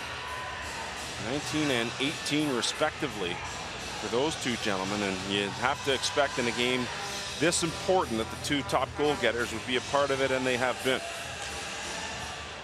Face-off controlled by the Bulldogs. A couple other names on that list. Mitch Marner, Matthew Tkachuk, Robert Thomas played with them with the London Knights in 2016 and won a MasterCard Memorial Cup. Now he's turned into one of the top junior players. Pretty neat to watch those guys make the jump to the NHL and still be able to do the same things that they did against junior players. Amazing stuff. Boris Tkachuk calmly through center ice, sees a wall of black and gold, but got it inside the Bulldogs end. Got down to the front of the net. Captain Lemke, lead pass. That missed everyone, and it's icing. No, Lemke's one of those guys here for the Hamilton Bulldogs, given the captaincy a couple of years ago, and shortly thereafter broke his leg. And then endured the move from Belleville to Hamilton. And as the top D pairing here for John Gruden, has seen a whole lot of that Boris Tkachuk, Taylor Radish, Morgan Frost line. Hayton out there with Kapaka and Howdeshell. Jack Kapaka moves it back to Noah Carroll. The defense for Sault Ste. Marie without Connor Timmins. Hayton gets a chance, and a quick glove from Kaden Fulcher keeps it a 1-goal game. And we've seen a lot of good things in this game from Barrett Hayton, the Sault Ste. Marie draft eligible, and he's at it once again here with a good shot on goal on Fulcher. Hayton ranked 9th in terms of National Hockey League Central scouting. Able to take this loose puck, get it into a position, and try and back foot it and use that quick release to beat Fulcher, who would not be fooled. Face off inside the Hamilton end, won by the Greyhounds, and a low shot from Tkachuk. And he looked skyward afterwards. Must have saw an opening on that blocker side. Mac Halliwell down to Tkachuk. Gets to the corner, saw Howdeshell heading to the front of the net. The native of Michigan couldn't get to it. And now Noah Carroll retrieves it for the Greyhounds, deep in his own end. Off the glass, Howdeshell knocks it down. Hayton leaves it for Howdeshell. His shot off the stick of Mattinen goes way up and out of play. It's another player who I've been really impressed with is Nick Mattinen, the Toronto Maple Leafs draft pick. And a guy who's really quietly gone about his business, but I've liked how he's had the ability to separate man from puck all game long, all series long for that matter. Has played really efficiently in exiting out of the zone for Hamilton against a very tough Sault Ste. Marie team that has talent up and down its lineup. Face off won by Ryan Moore. Just lifts it out to center. Go battle for it there. And Camano rolls it inside the Sault Ste. Marie end. Back to Joe Carroll at center ice. Trying to locate it. Gettinger does. 4 minutes to go. Second period. 1 goal game in game 6. Anthony DeMeo backs in front of his own goal. Jacob Liguria. Both of these players in the lineup. The two defensemen paired together. No Connor Timmins for the Greyhounds. Here's a turnover. Jacqueline's shot hit some bodies in front. That didn't get down to Fulcher. Liguria at the blue line. He gets a shot right on, and Fulcher takes a peek up and decides to hold on. NHL playoffs. It's the Tampa Bay Lightning and Washington Capitals. Game 2. 8 o'clock Eastern Time, 5 o'clock Pacific on Sportsnet and CBC, and the Washington Capitals won game 1.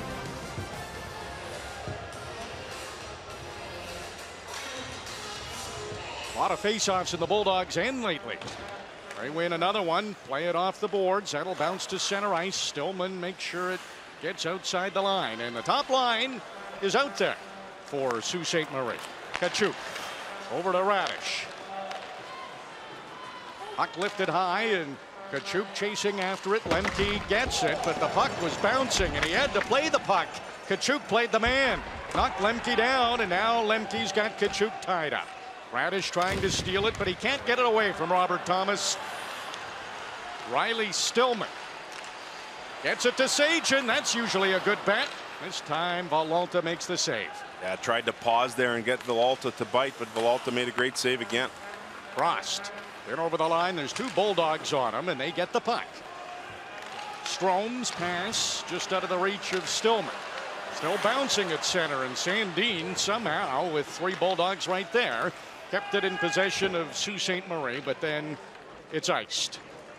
You know, it's interesting. After game 5, the 2 coaches had their post-game conferences, and Drew Bannister said, quite frankly, we had a lot of guys who didn't show up tonight. I don't think the same can be said for this game. It's been a good team effort for Sioux so far. And John Gruden says, hey, just because it's the #1 team, we aren't showing here for a good showing. We're here to win a championship. And had that kind of nervous demeanor about him in our pregame meeting here this morning. McKenzie end whistle. Oh, he scores. He's tied it.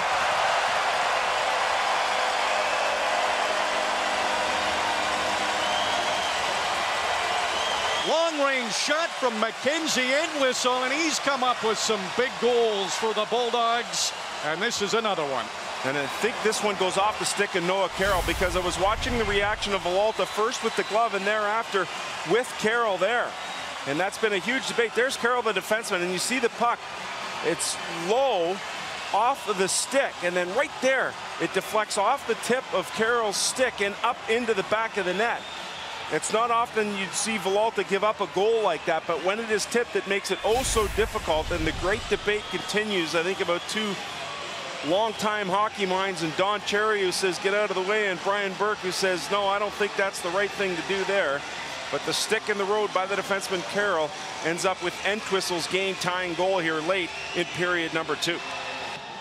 Game 6, game on. It's level again.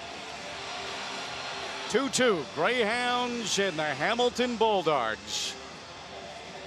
Mackenzie Entwistle had the overtime game winner in game 1 for the Bulldogs. That got them off to a great start. No team has been able to win back-to-back games in this series. They'll review every goal just to make sure it's A-OK, not offside. The review continues, and the nervousness continues here in Hamilton. Thumbs up, all good. It's time. 2:23 to go, second period.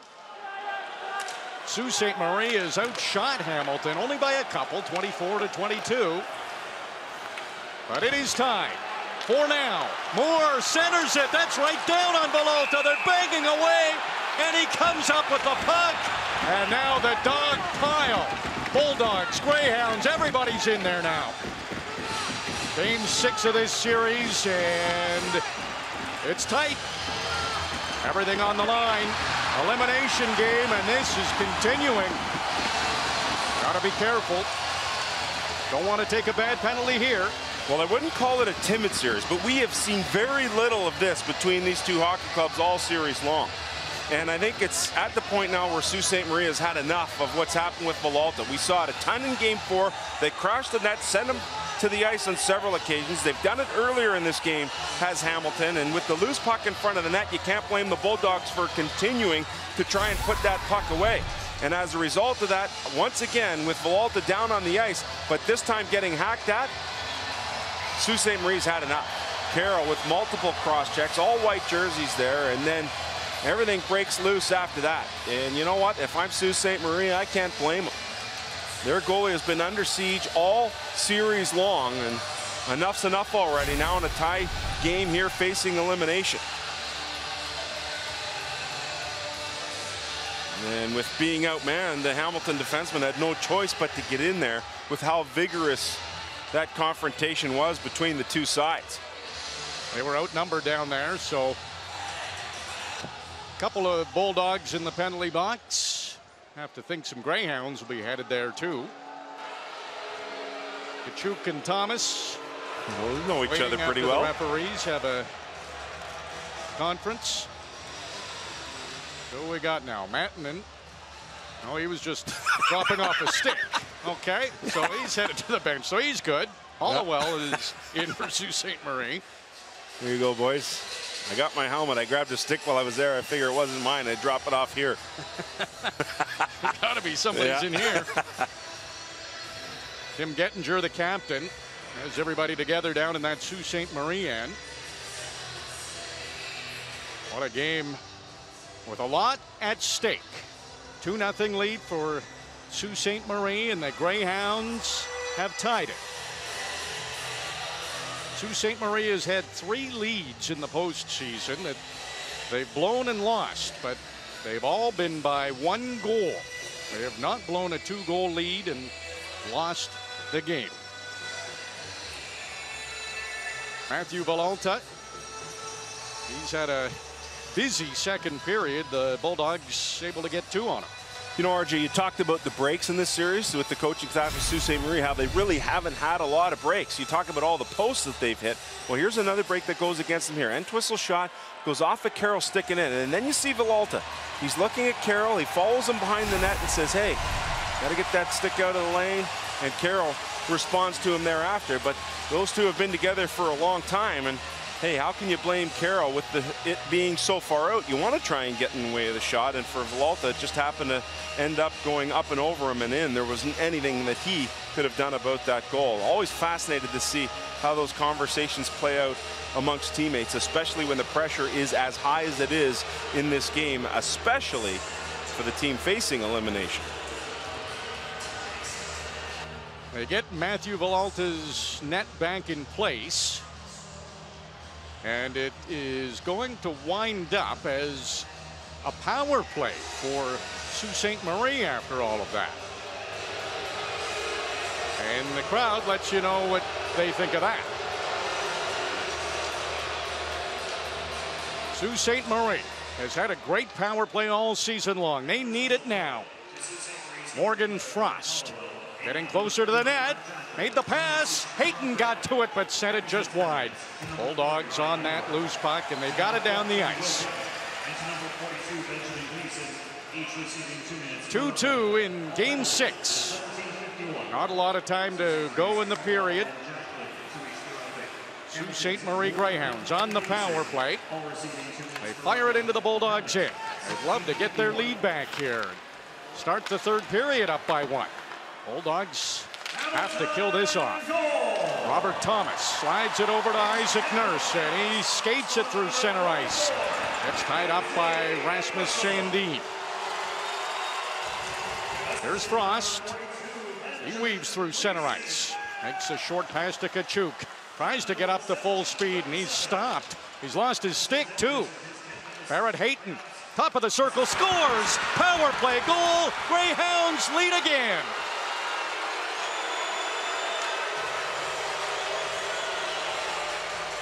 And the fans are some hot here. They thought there should have been a hooking call on Isaac Nurse through neutral ice, and when that didn't happen, and allowed the Sault Ste. Marie Greyhounds to remain in the power play. And Barrett Hayton, who's been a force all season long, and especially in this game, ends up going short side, and Fulcher beating him underneath the blocker.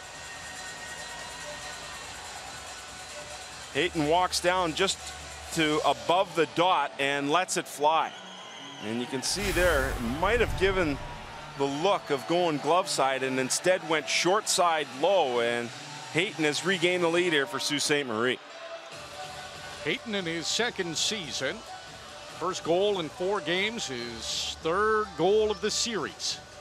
And Sault Ste. Marie didn't take them long on the power play. They get that clicking. John Gruden, the head coach of the Bulldogs, wanted his team to play 5-on-5 as much as possible. Feels they have an advantage there. Does not want to give the Greyhounds opportunities. And they hadn't been until then. And the Greyhounds took advantage of the man advantage. So they have a lead. There's still a minute to go in the second period.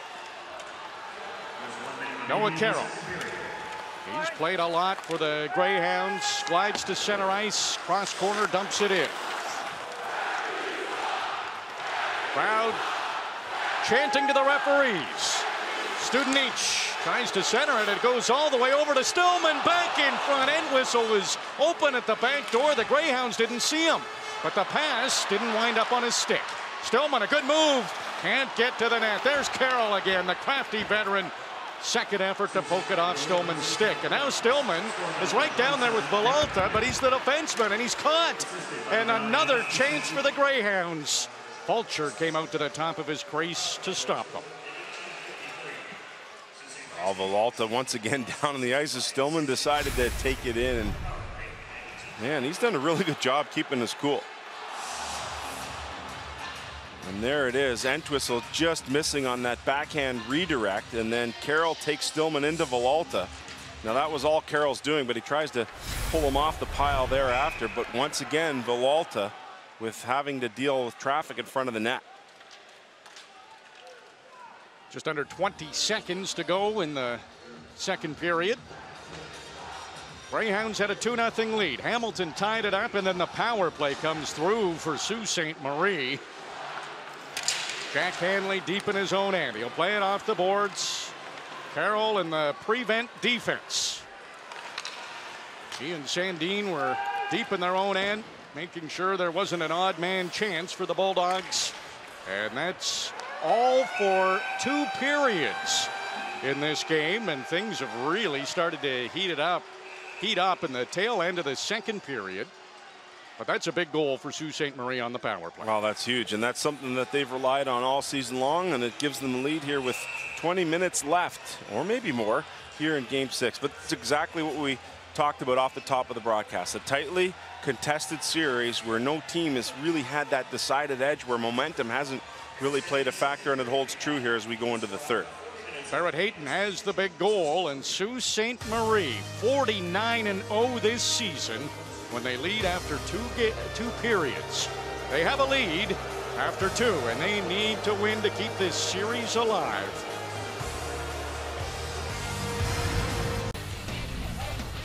Down to 6 teams in the CHL out of 60. And in the QMJHL final, Acadie Bathurst Teton taking on the Blainville-Boisbriand Armada. This is Game 6. It's in Bathurst, New Brunswick, and a 1-0 lead for the Tetons, thanks to their captain, Jeffrey Viel. And if they are able to win this game, the Tetons will advance to the MasterCard Memorial Cup. But it has been one of those games where the Acadie Bathurst Tetons seem to be dominating.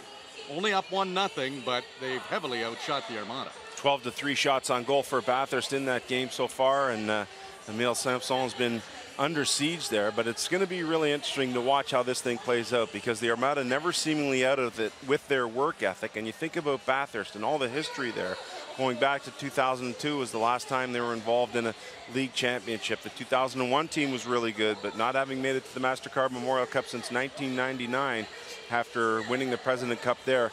You have to think about what it would do for that city if they were able to close this one out here this afternoon. It has been a challenge for the Armada on the road. They've got a big line with Alex Barré-Boulet, Alex Alain, and Drake Batherson, and so far it looks like the Tetons are able to shut that line down, but it's still only a 1-0 lead in Game 6. In the Western Hockey League, it's also going 6 games between the Swift Current Broncos and the Everett Silvertips. And the Broncos lead that series 3-2. 4 of those games in the 5 games so far have been decided by a goal. Yeah, it's been an awesome series, and you think about maybe the greatest goaltender in this age group with Carter Hart of Everett, and the Swift Current Broncos seem to have mojo on their side. Glenn Godden has just been an animal all season long and here into the playoffs as well. Everett, a team in the U.S. division facing a team in the East division. It's the 3rd straight year that's happened in the OHL Championship. We saw Seattle last year come out and really struggle at the MasterCard Memorial Cup, yet produce a couple of NHL guys, and Ethan Bear, who spent some time with Edmonton at the end of the year, and the guy who I think is going to win the Calder in the NHL this year in Matthew Barzal. So that'll be a fun game to watch, but Everett did a great job in that 2-3-2 series format by being able to get a win on home ice to send the series to Game 6 into Swift Current here this evening. Hard to believe the MasterCard Memorial Cup begins on Friday, and the Regina Pats, the host team, still don't know which teams will be joining them, but we could know a lot more by the end of today and all the Game 6s in the respective leagues. The Sault Ste. Marie Greyhounds, they need to win to stay alive in this series. A power play goal by Barrett Hayton has them ahead. CIBC, for the love of the fans, recognizes the passion shared by all members of the CHL community that fill arenas night after night. FirstOntario Centre in Hamilton, one of those fans is Chris Conroy, who's standing next to me. He's a Hamilton native. You were described to me by somebody as a super fan. You have drum in hand, you've got banners, you've got flags. What is it about this team that you like? Well, it's hard not to just love this team. You know, the Bulldogs have been in Hamilton, you know, over 20 years. Bruiser's one of the main mascots in the whole entire city. He can show up anywhere and everybody knows who he is. And it really brings the city together. Everybody I talk to, I wear my Bulldogs gear every single day, to work, on the bus, on the go. Everybody talks to you. Everybody wants to know how they're doing and what's happening in the city and how it relates to this team. So you've tied it from the AHL years all the way back to with the return to the Ontario Hockey League. Yes, my family, there's 4 of us that we've had seasons tickets for over 5 years now. My daughters going to have their own season tickets this year coming up. So it's the way it is, you know. Now, full disclosure, you were once a Sault Ste. Marie Greyhound season ticket holder. Yes, I went to Sault College. I took forestry at Sault College, and that year we bought season tickets to the Sault Greyhounds. So they did good that year, and, you know, they're a good team, but I think we're a better team, and I think we'll show it today that we are, as long as we stay calm, stay out of the box, we're very good. 5-on-5, we're awesome. Well, you're one of the Black and Gold's biggest supporters. You brought this with you, may I? There we go. Let's go, Bulldogs! Chris Conroy. Let's go, Bulldogs! He's hoping that his team can make that comeback in the 3rd period. I think I have a ringing in my ears now. Brandon Seguin got one of the goals for Hamilton. However, the Sioux leads with 20 minutes to play. The First Ontario Centre.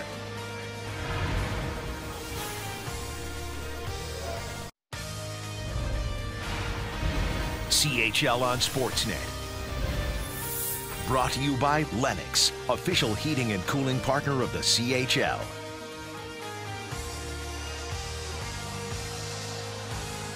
Welcome back to Hamilton. Third period not far away. And of course, it is an elimination game. Sault Ste. Marie has survived 2 elimination games so far. And in those games, Boris Tkachuk has been excellent. And you talked about it in the open. He seems to step up when it's the most important games. Well, he has the ability to play the game in a variety of ways. He can beat you shorthanded. He can beat you even strength. He's excellent in the power play. He can play a physical game. He skates extremely well, and he shoots it. And he's put all those attributes on display in this game. And you think about Sault Ste. Marie. They have 3 goals in this game. He's got a goal and an assist. Might have been able to get another one right there. He leads all Sault Ste. Marie players with 5 shots on goal. And in the 2 previous elimination games combined, the 2 Game 7s, he's picked up 7 points in those games, has added 2 more. I mean, what more can you ask from one of your top players when the chips are down? There's no doubt he's answered it on every occasion. Hamilton's only down by a goal, but they have a clear game plan when it comes to Matthew Villalta. No question about it. And it's been all series long where they've really tried to drive the net, create traffic in front of him, make life difficult for Matthew Villalta. We saw it a ton in Game 4 where he was constantly on the ice.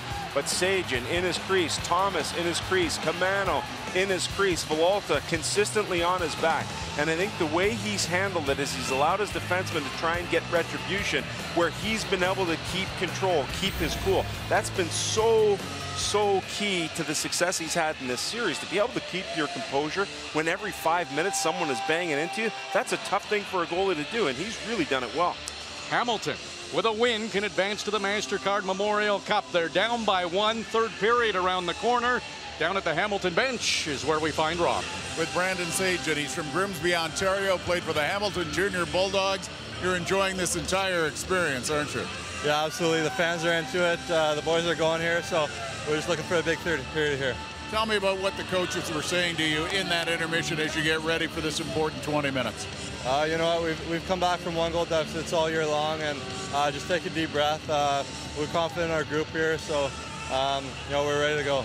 Is the key discipline in this third period, staying out of the box? Yeah, absolutely. They have a great power play, we know that, so we can't let them get at it with their top players there, and because 5-on-5, we're pretty good against them. Thanks very much. All right, thank you.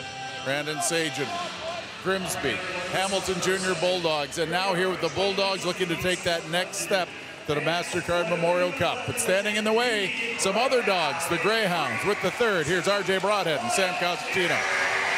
There it is. 1 period to determine if this series will go 7 games or if the Hamilton Bulldogs are headed to Regina for the MasterCard Memorial Cup. 20 minutes. Greyhounds lead the game 3-2. They were up 2-0 at one point. But the Bulldogs tied it, and then Drew Bannister's power play got to go to work, and Barrett Hayton has the go-ahead goal. Drew Bannister starts his top line. Not a surprise. They've played a lot, and they've been one of the most dominant lines in junior hockey. Frost, Tkachuk, Radish, but it's Seguin with an early shot. Thomas following up. He can't get it to the net. Strome out there with those 2. And Strome on his knees controlling the puck. Got it to Robert Thomas. Back down to Strome, and the no-look pass is perfect. Thomas tried a shot, though, and he missed. Seguin gets it back to the blue line. Lemke has it go past him, and here's Tkachuk. He's going in alone, and he can't get a shot on goal. Stillman came back to aggravate Tkachuk enough. Frost all the way back to the blue line to Sandin. A slap shot didn't get through. It was blocked by Strome, and now he goes the other way. Seguin, Thomas, middle of the ice. Thomas hangs on to it. Spots the trailer, the defenseman, Gleason, and he can't get a shot. That was Tkachuk that bothered him, and Tkachuk still has a little left in the tank. He's got Radish in front of the net, but he can't get the puck to him. What a start to the third period. Chances in both ends. Studenic, he's cut off by Sambrook. Barrett Hayton, he's got the big goal right now. Radish pokes it out to center ice. He's been out there a while. Now he'll be able to get to the bench. Sambrook's pass. That was tipped by Hayton right on goal. A tricky save from center ice for Fulcher. Haudeshell dragging the puck along the boards. Bulldogs get it. Bank it ahead to Nick Kamano. And now Marian Studenic, import from Slovakia. Has some time at the blue line, hit his own man as he tried to get the puck in deep. Liguria all locked up with Matten, and they were in a stalemate. Greyhounds get the puck. Hayton skating well. Bulldogs are back waiting for him, but Hayton still has the puck. Looks at the blue line. Halliwell had the puck settled just in time. Kapaka's in deep. Hanley hits him.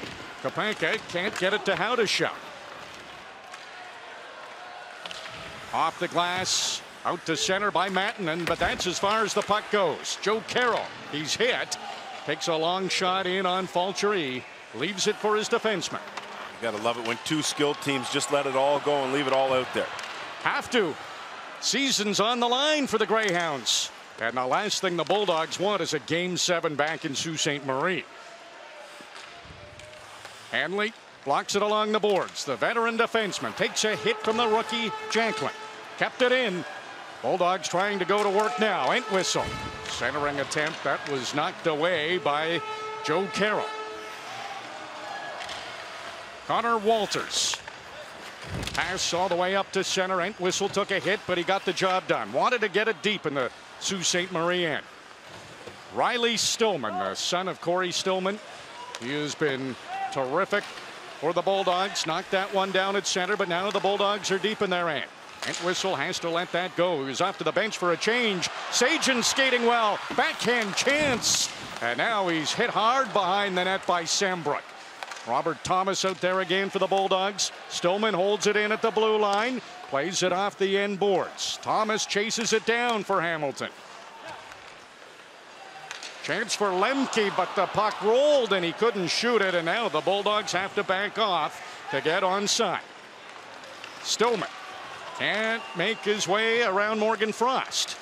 Back onside is Stillman and Matthew Strome. He's checked.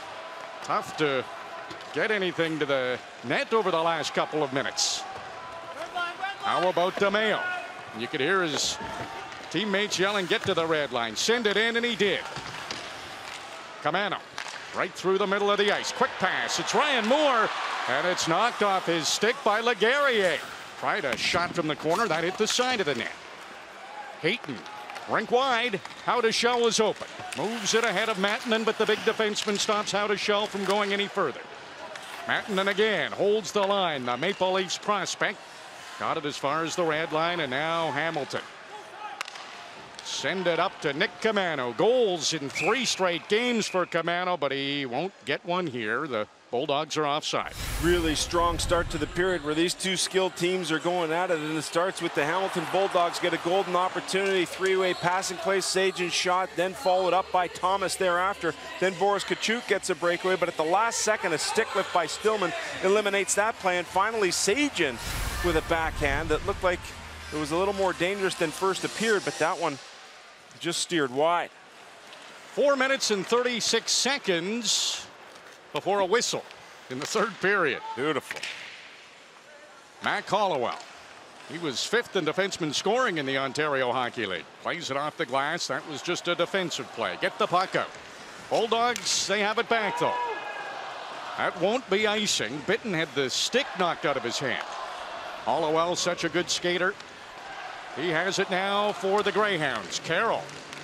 Short pass to Janklin. The two rookies have had a good game for the Greyhounds. Out there with their big captain, Tim Gettinger, and they've forced a face-off in the Hamilton end. You look at this series, or this game in particular, Connor Timmins out of the lineup, and I really love the way that the defense for Sault Ste. Marie has picked things up. And here's looking at a couple of goalies last year, and Matthew Villalta fought for the net, had it early in the playoffs, then relinquished it once again. And Kaden Fulcher, who has literally come from out of nowhere to become a signed NHL prospect. And these two guys now getting an opportunity to be here on the big stage in the most important games of their careers to date. Fulcher, little help from the referee. Got to make sure everything's in place. Too important now. So after that icing, Drew Bannister threw his top line out, but a big face-off win for the Bulldogs, and they get that change that they desperately needed. Jordan Sambrook, part of the Erie Otters OHL Championship last year. Riley Stillman, he's good for at least one of those a game. Big hit at center ice. Now he has the puck, and he sends it ahead to Thomas. Stillman gets it back, takes the shot. Might have been looking for a redirect from Seguin. Back to the front of the net. Greyhounds knock it to the boards. Stillman another try. That's stopped by Villalta. Sandin sees the forecheck coming, holds it along the boards. Strome, Seguin, they're trying to dig it loose. Thomas waiting for it. Lemke sprints down to the corner, wants to keep the puck inside the Greyhounds' end. Their top line's out there, but they're defending. Lemke, shot blocked by Frost. Strome back to Lemke. Little more room this time, but he missed the net. Tkachuk, lead pass to Radish. That's a good one. Frost can't get it back to Radish, and now Radish will have to tag up. Bulldogs take over. Stillman in the middle of things again. He was headed to the front of the net. Thomas was trying to send him in alone. Noah Carroll, he stops. Pressured by Studenic. Carroll, the native of Strathroy, Ontario. There's Camano. He throws a hit. Kapanka waiting patiently along the boards. Through center ice. It's Carroll. Good wrist shot, but Fulcher confidently makes that save, and Noah Carroll has flair for the dramatics in this building. He had the overtime winner in Game 4. Bulldogs trail the game, but they continue to play physical. Big hit from Riley Stillman. FirstOntario Centre in Hamilton has hosted a lot of big events. How about the 1990 Memorial Cup? Oshawa beats Kitchener 2:05 of overtime 2, and how about Bill Armstrong? Had the game winner. Eric Lindros was on that team. Fred Brathwaite. Attendance over 17,000. Bill Armstrong coming up with a big goal for the Oshawa Generals. Now the director of amateur scouting for the St. Louis Blues, and the Blues pretty happy with a prospect they have in this game, Robert Thomas. Nick Camano into the Greyhounds' end. His pass comes back to the blue line. Jack Hanley doesn't score a lot of goals. Sometimes those are the players that get the biggest. Puck lofted to the front of the net. 5 Greyhounds were all in front of their goal, so Hamilton didn't get a scoring chance. Right down to Fulcher. Leaves it for Hanley.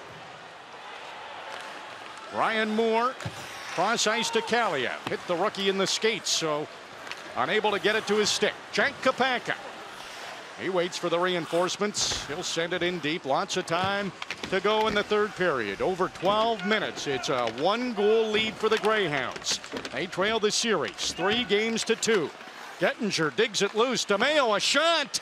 Fulcher makes the save and did not leave a rebound there for Tim Gettinger, the captain of the Greyhounds. Well, guess who happens to be in the building here this afternoon? In 1990, he's got no problem coming back here. There's Bill Armstrong on your left. He is the director of amateur scouting for the St. Louis Blues, so not only getting an opportunity to keep an eye on Robert Thomas, but with some of the draft eligibles here, especially the high-end ones like Rasmus Sandin and Barrett Hayton, Bill Armstrong able to keep his eye on those guys. It's a good building for him. Oh yeah, pretty neat to come back and relive some of that history. It's great for Hamilton too. Hockey is the talk of the town. You see Bulldogs jerseys all over downtown. Here's Robert Thomas. He's that Blues prospect. On all likelihood, he'll be a member of the Blues next year. That got down to Villalta. He might not have seen it until the last minute. He was in the right spot, though. It hit him. Greyhounds fired it down the ice, and that rolling puck just had enough for icing. You know, you speak about some of the players that are draft eligible this year for the June 22nd draft in Dallas. Hayton and Sandin leading the way, 9th and 11th respectively. And then you look at guys like Halliwell, who's now in his 3rd year of eligibility. Brandon Seguin has come a long way too. And Isaac Nurse, a drastic improvement getting him up to 180th on the NHL Central scouting list. Sault Ste. Marie calls their timeout. They had iced the puck. So they had a tired group out there, and Thomas, Seguin, Strome, they have really dictated play when they've been on the ice. So take no chances with a 1-goal lead. Make sure everybody's rested. And Hamilton with a small edge in the face-off circle, 27-24. John Gruden has that group together. Robert Thomas, not many better than him in the face-off circle, right around 60%. It's been really fun to watch this player grow from his days as a London Knight, and it was a big adjustment period in coming over here to Hamilton, where he didn't play nearly the same number of minutes. Seguin good too. He took the draw. Thomas back to Lemke, and Volonta comes over, makes one save. Stillman, he ties it. Riley Stillman does it again.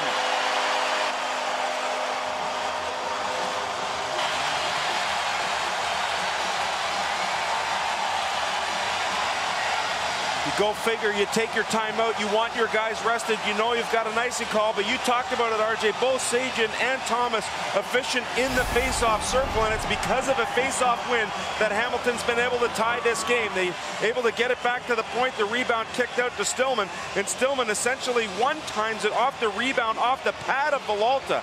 And you look at that angle from where he's able to place that shot, that is unbelievable. A guy who has played a boatload of minutes, who's played physically, who's defended well, now ties the game for Hamilton. Taylor Radish, he gets to the net. Fulcher with an answer on the dangerous Taylor Radish. Keeps this game tied.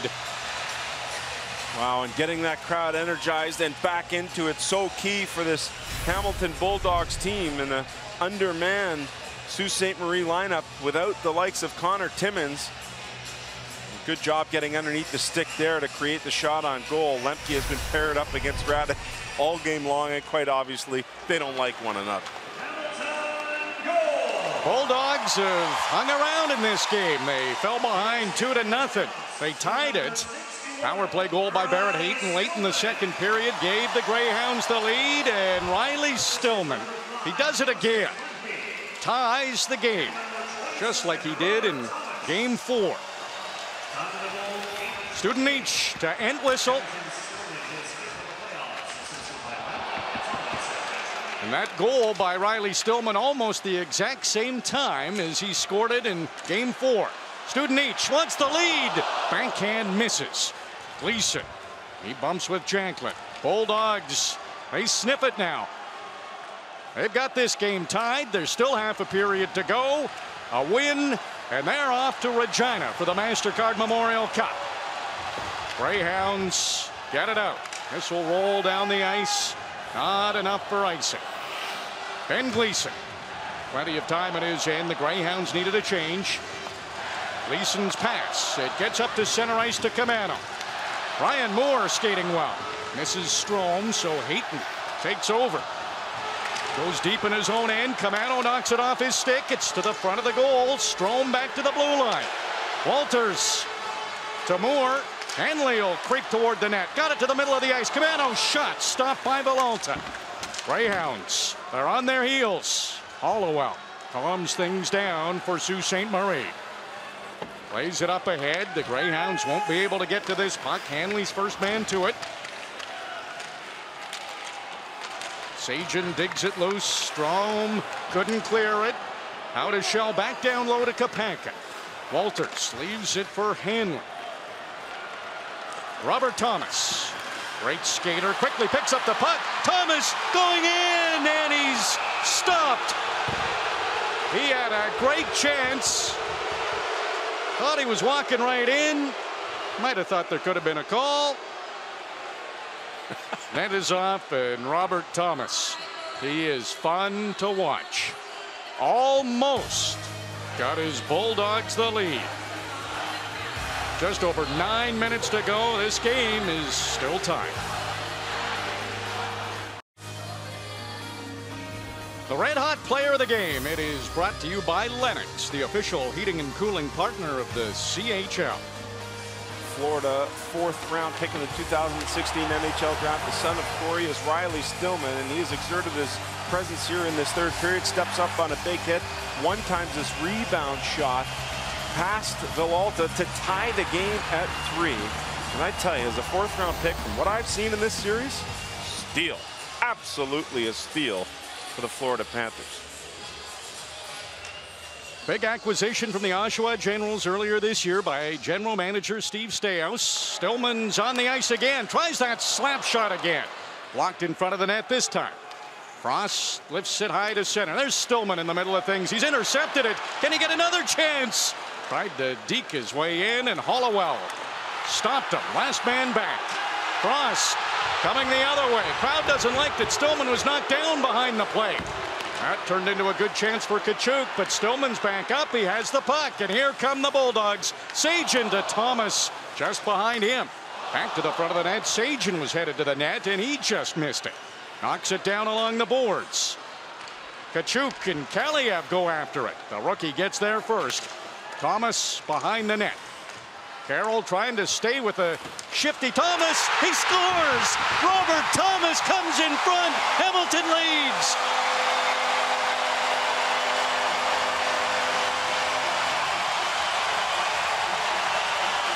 He has been denied by Villalta right from pretty much the opening faceoff, and those two have been at each other all game long. And Thomas, well, he does have points in this game, none bigger than this goal here. Robert Thomas, the St. Louis 1st round pick, puts his good wheels on display, protects the puck extremely well, takes it back down behind the net. Now he gets to the backhand, and that is so tough for a goalie. Picking out the angle of the stick. Is he going to tuck it in the backhand short side, or is he going to go to the far post? Well, Thomas goes to the far post, and Hamilton leads. He was due. You should. Robert Thomas has been wonderful. What an effort that was, and you just get the sense he is said in his own mind, forget game 7. This thing is ending this afternoon. He has been tough to get the puck away from. Seems like he's got that extra gear to create chances, and that is a massive goal. Well, John Gruden no doubt has shortened the bench here in this third period to try and get Hamilton back in it, and it has worked. And the one thing about Thomas, when you go to him with a short bench, no problem. He played a gazillion minutes with the London Knights, so here's a guy who can handle this workload. You have to wonder how he's feeling. Game 4 looked like he wasn't going to continue. He had a bad fall, and he's come back better than ever. Greyhounds need an answer, and they've got time to do it. Over 8 minutes to go in the third period, but now the momentum and the crowd on the side of the Bulldogs. Studenic all by himself, and he got a shot. Long range. It's a save for Matthew Villalta. This is the first time in this game that Hamilton has led, but it's a pretty good time to lead. Yep, they picked the right time to do it, no question. And you have to like the resiliency of this group. You know, it looked early in that first period like Sault Ste. Marie was bringing its A game, and they did exactly that. But John Gruden's team has stuck around and hung around, never let that lead get out of hand. Another face-off win for Hamilton. They couldn't get it to the net. The Mayo's pass. The captain, Tim Gettinger. He couldn't haul it in. The puck pops into the Hamilton bench. You know, on the collective wear and tear of the Sault Ste. Marie team, you think about the Saginaw series, they got through that one relatively easy, and then the road got extremely tougher. 7 hours worth of travel to Owen Sound. That one goes to game 7. Another 7 hours worth of travel to lose or to win in double overtime against Kitchener. And here they are engaged in what is game number 6 and another 7+ hour travel time to get back and forth. Hayden Verbeek, star overager for the Greyhounds, has missed over half their playoff games due to injury. Connor Timmins not in the lineup here. And now the Greyhounds have to find a way after their magnificent season. They need a goal to tie this game to keep their season alive. Bulldogs aren't giving them a chance, though. They're keeping the Greyhounds hemmed in. Gettinger takes his time, Moved it ahead to Carroll, who couldn't receive the pass. There's 7 minutes to go. Third period. Game 6 of the OHL Championship. Seguin centers. Thomas again. Villalta turns him aside. Strome comes up with that loose puck. Thomas down low.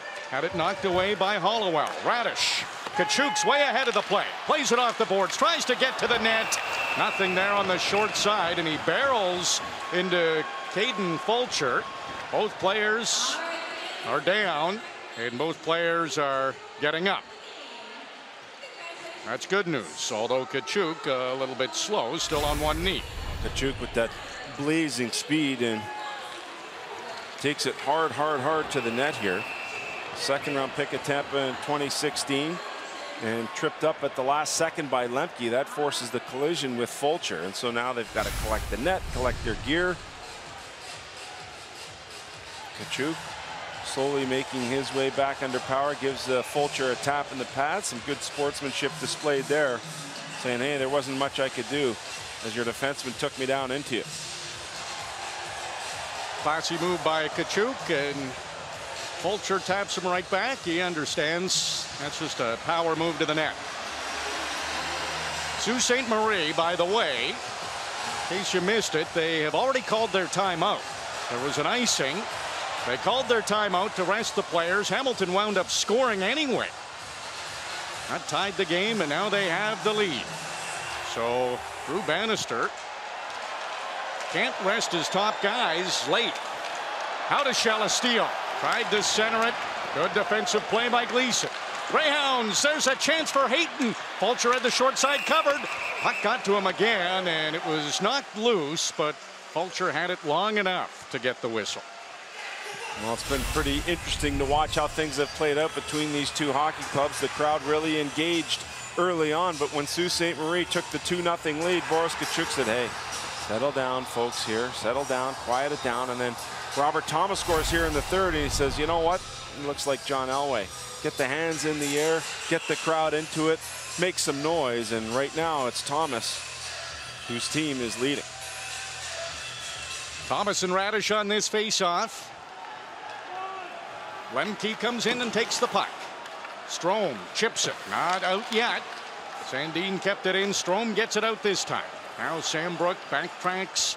Waits for everyone to get on side. Seguin was hit with a pass, and the Bulldogs have the puck in their possession. Thomas just missed touching that puck, so the Bulldogs have iced it. Well, pretty interesting here. You have to go back to 1976, the Hamilton Finn Cups. We showed you off the top of the broadcast, won the MasterCard Memorial Cup, and there has been little since that time in terms of junior hockey and success for the Hamilton area, and they could sniff it. Bulldogs have had a terrific playoffs. They have not trailed a series. First 3 series all went 5 games. This one 6 games. It's the longest they've gone in a series. And they've got 6 minutes to go. And they could be the OHL champions. In Hamilton, the entire bench starting to feel it. They're up, they're energized, they're feeling good about things. Their 1-goal lead with 6 minutes left here. And Sault Ste. Marie, a little bit more calm, a little bit more subdued. Maybe showing some of the signs of fatigue. Big face-off win, and that was Taylor Radish who got the shot. He's had some big goals in his OHL playoff career, but he could not beat Fulcher that time. Under 6 minutes to go. Bulldogs lead.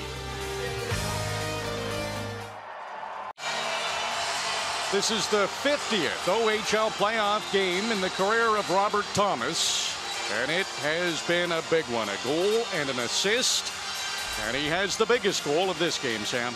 And it's been an extremely resilient and persistent effort here. You see Thomas getting in Villalta's face, having a little chat with him. Yep, I think I'm going to have a say in this game a little later on. Takes it to the net, just misses wide there. This one stopped by Villalta, who at this point still has the last laugh. Again, taken down. No call made there, but Thomas was able to grab an assist in the game-tying goal, and right now has the go-ahead marker for the Hamilton Bulldogs, St. Louis 20th overall pick. Points in 3 straight games, leads the Bulldogs in playoff points. Radish, Frost, Tkachuk, Sault Ste. Marie needs them now. Sambrook's shot. Fulcher makes the save. Nurse quickly to it, banks it down the ice, and it won't be icing, so Sambrook with Seguin right on his heels. Heads behind the net. Just over 5.5 to go.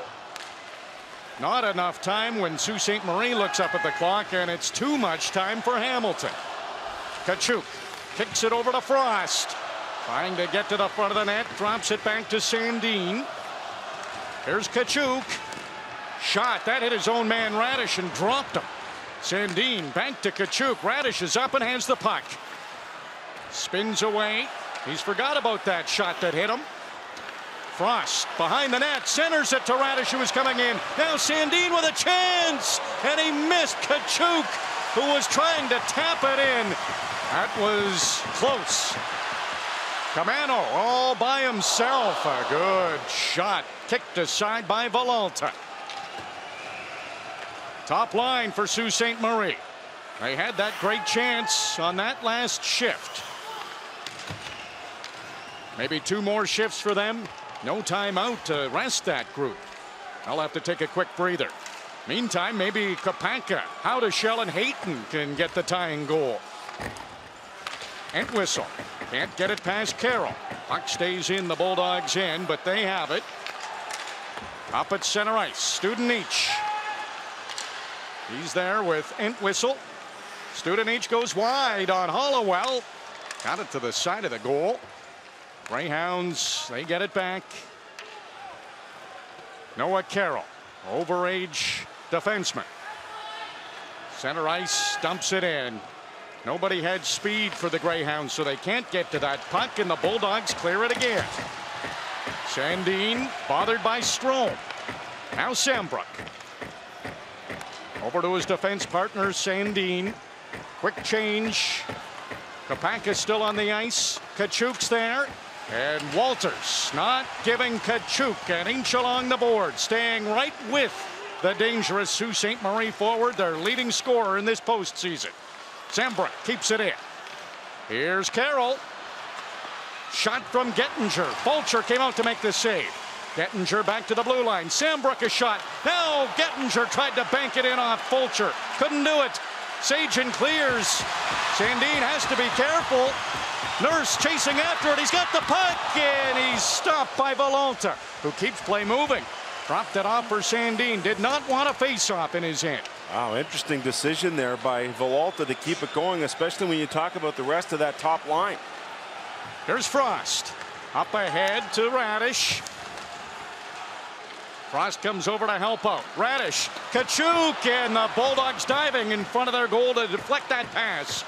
Entwistle gets it for the Bulldogs. Here they come over center ice. Just wants to roll it lightly into the Greyhounds' end. Maybe keep them hemmed in there for a while. Entwistle keeping a close watch. Now the Bulldogs back off. They'll let Carroll get to center. Radish brings it in over the line. Centering it to Kapanka. Villalta out to the top of the circle, but he has to go back now. It's a 3-on-1 for Hamilton. Thomas tried to pass it back to Seguin. They didn't connect, and now the Bulldogs have to get back. Villalta heads to the bench for the extra attacker. Kapanka's got possession. Drops it off for Hayton. His shot stopped by Fulcher. Wow, what a great push here by Sault Ste. Marie. And when you push, there are chances you take. There is risk you take, and part of that risk can end up being an odd man going the other way. That's exactly what happens here as Frost is unable to get control of this puck. It's a 3-on-1 going the other way, and everyone's eyes are wide open. Thomas has it, and instead of trying to get too cute, just tries to shoot, but ends up missing the net. And Bitten gets on his horse thereafter to come back on the back check. Time really a factor now. Villalta on the bench. Extra attacker on the ice for Sault Ste. Marie. 2 minutes and 6 seconds on the clock.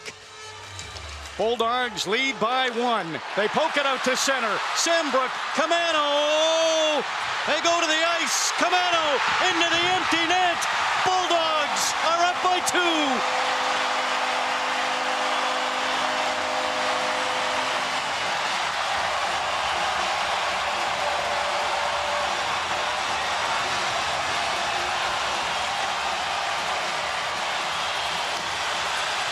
Nick Camano had a big empty net goal in Game 5. This one might be even bigger. 4 straight games with a goal, and Camano may have just put this one away for Hamilton. Well, it's a great effort at the line to chip this puck out, and everyone on Sault Ste. Marie's bench thought there should have been a call here because Sambrook was taken to the ice by Camano.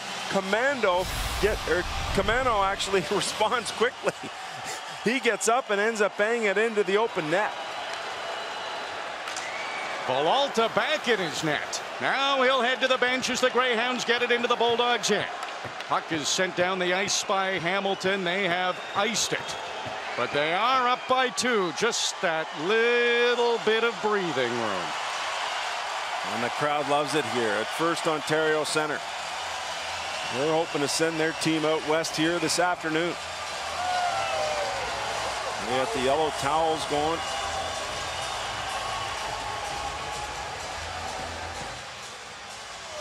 Entwistle gets the assist on the Camano empty net goal, his second point of the game, and the Bulldogs, they've done such a great job in the face-off circle.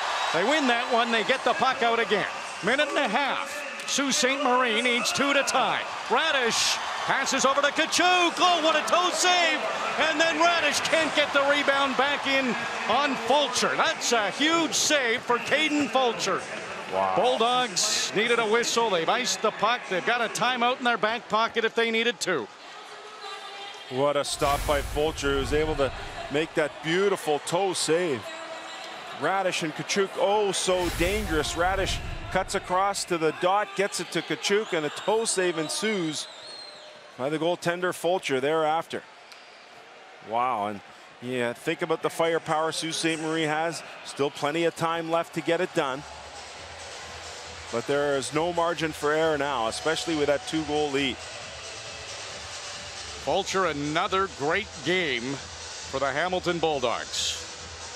Ryan Ward will try to draw something up. Minute 20 on the clock. 6 attackers will be out there for Sault Ste. Marie. The season the Greyhounds had was one of the best in OHL history. 55 wins, 4th most all time. 31 home wins, tied for the 2nd most all time. They had a 23-game winning streak. That's the 3rd longest all time. And here they are, maybe a minute 20 left in their season. Bulldogs lead the game 5-3. They lead the series 3-2. They beat Sault Ste. Marie in Sault Ste. Marie twice in this series. Face-off, win by Thomas. It gets out. And now another foot race. Sandin going back. Camano, he's right in the middle of things with that empty net again. Yeah, he loves it. He loves the empty net. A little extra burst for him. Now there's a minute to go. Greyhounds 2 to tie. Hayton wraps it around. They have to start shooting at the net. Sambrook knew that. Tried to get it through, but the Bulldogs blocked it. Now they keep it along the boards. Radish to Tkachuk. Great save by Fulcher. Came over to the short side and stopped Tkachuk. Sambrook scores! And Sault Ste. Marie quiets the crowd. There's still time. 45 seconds on the clock. They're making sure the people stick around here. Oh my goodness, the drama in this game. Fulcher makes a couple of great saves, and think about how important those saves are now, especially the toe save on the last stoppage. But we talked about the firepower. They have it, no doubt, and Sambrook turns and fires quickly, beating Fulcher with traffic in front of the net. Oh yeah, and 45 seconds is definitely enough time to get it done. Wow. First goal of the playoffs for Jordan Sambrook. Villalta, he will start just beyond the hash marks, hoping his team can win the faceoff. They do.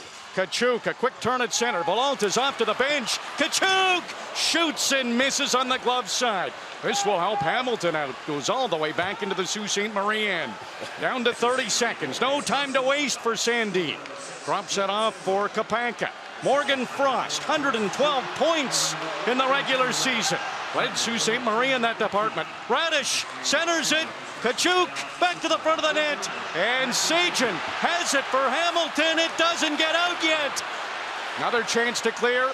Thomas lifts it up to Seguin, and Nurse couldn't get going, but there might not be enough time. There's 5 seconds. Sandin has to shoot. Stillman takes it away. Hamilton are OHL champions.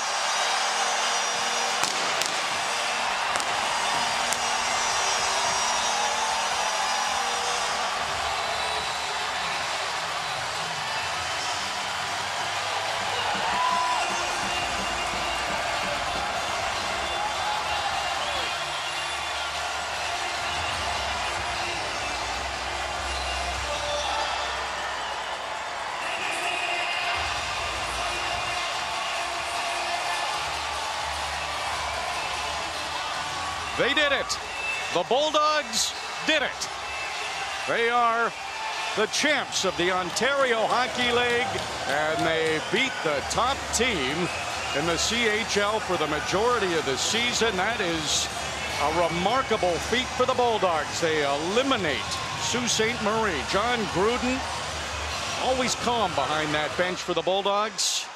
And they had a game plan, took it one game at a time, and it worked out really well. And that championship experience of a player like Robert Thomas in games like this are so important. And Thomas had a big goal in this game, and he's with our Rob Faulds.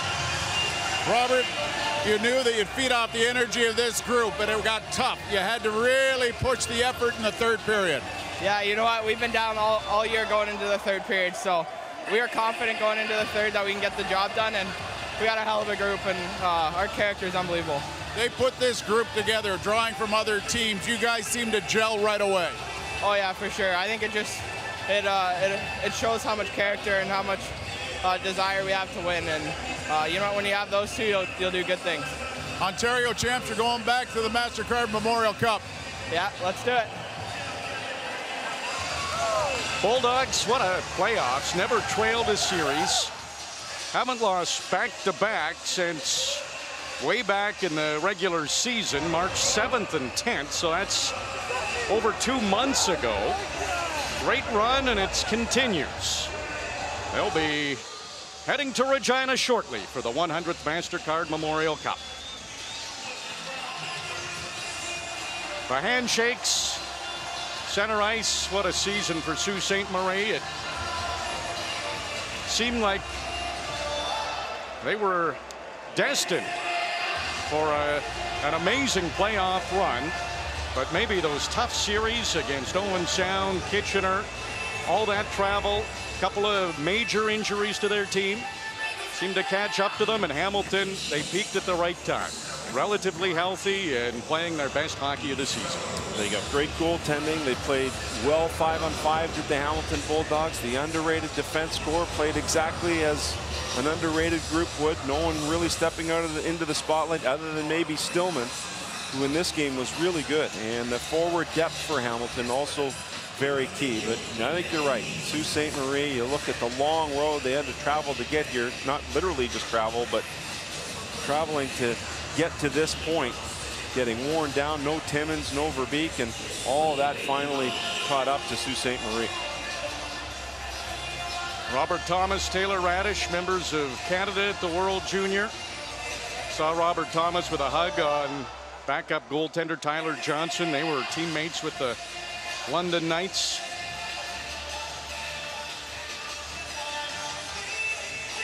There will be a Strome at the MasterCard Memorial Cup again. Dylan Strome with Erie last year, and now Matthew Strome will head to Regina as part of the Hamilton Bulldogs, and Matthew is with Rob. Well, here we go, another Strome to the MasterCard Memorial Cup. Tell me about the effort put forward by your team.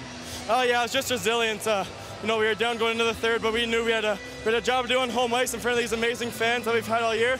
We just came and executed our game plan. You know, you're a very fast team. Is that a key point in being successful against a team like the Sioux? Yeah, for sure. I mean, we know what they had coming in. They had great offensive firepower, but you know, we were doubted pretty much the whole year, especially coming in this series, and we just proved people wrong all year. You know, this is unbelievable. What is this team really gelled quickly? You got players from other sides, but they all seem to buy in. Yeah, I mean, at the deadline we got Thomas, Mattinen, Stillman, and before we got Moore and Camano. You know, just unbelievable. Steve Stales put this team together and we accomplished what we were going to do. Go get your championship hat. Thank you. Add it to the collection, Matt. Yeah. Boy, that Strome family travel budget has been taking a beating here the last couple of years. And they'll have to do it again. And, you know, I talked to Matthew earlier in the series and said, this is nice for once. My brothers are going to get an opportunity to watch me play, especially Ryan. He's been quite involved. Michael Anlauer, the owner of the hockey club, very successful businessman, but everyone who's successful in business loves their sports teams, don't they? Oh, do they ever? Maybe more than their own businesses. Well, winning teams, best marketing you can get, and they packed the building here at FirstOntario Centre for their Hamilton Bulldogs. They hoped this would be the game that they won the J. Ross Robertson Trophy, and they did. They are OHL champions. Here's PA announcer Aaron Walsh. Most esteemed graduates, the award was created shortly after the Great One announced his retirement from hockey in 1999 to honor the most valuable player in the OHL playoffs as selected by members of the media. For the presentation of the Wayne Gretzky 99 Award and the J. Ross Robertson Cup, please welcome the Commissioner of the Ontario Hockey League, Mr. David Branch. Thank you. Thank you very much. It's indeed an honor and a privilege to present the 99 Award to this year's playoff MVP, leading point getter from the Hamilton Bulldogs, Robert Thomas.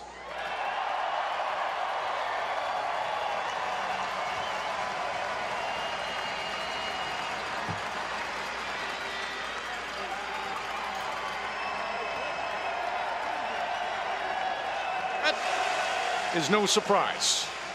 Robert Thomas, so close to making the St. Louis Blues this year, acquired from the London Knights for exactly this.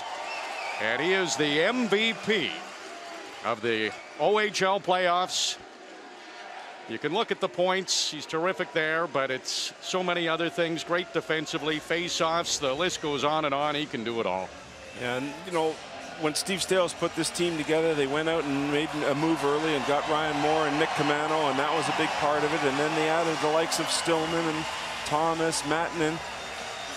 And all those guys who came in were character guys. Now the big trophy.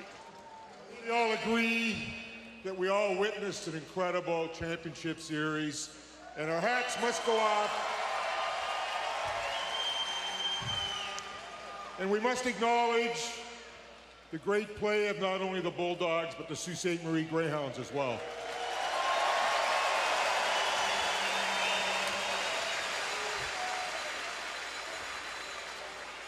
This is the first OHL championship in 42 years for the city of Hamilton.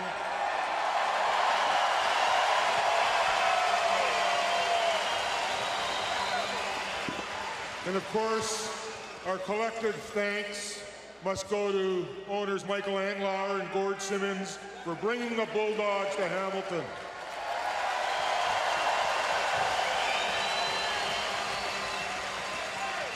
As well, our congratulations to General Manager Steve Stales, Head Coach John Gruden and his staff, the support staff, Ian Mehar and Peggy Chapman, an incredible team off the ice. To the players, their parents, and their billets, congratulations, outstanding. You are what makes our game so great.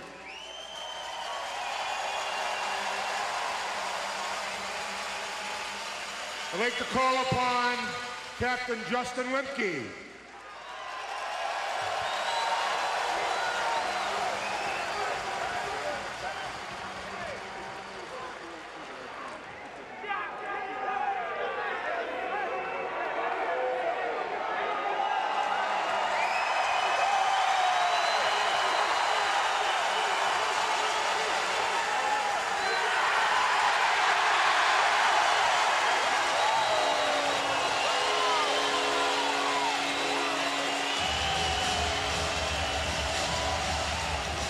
Hamilton Bulldogs. They got a smile. What a happy group. Justin Lemke, overage captain. Played when the team was in Belleville, part of the move here to Hamilton, and a heart and soul guy. What a special moment for him in his last year of junior hockey.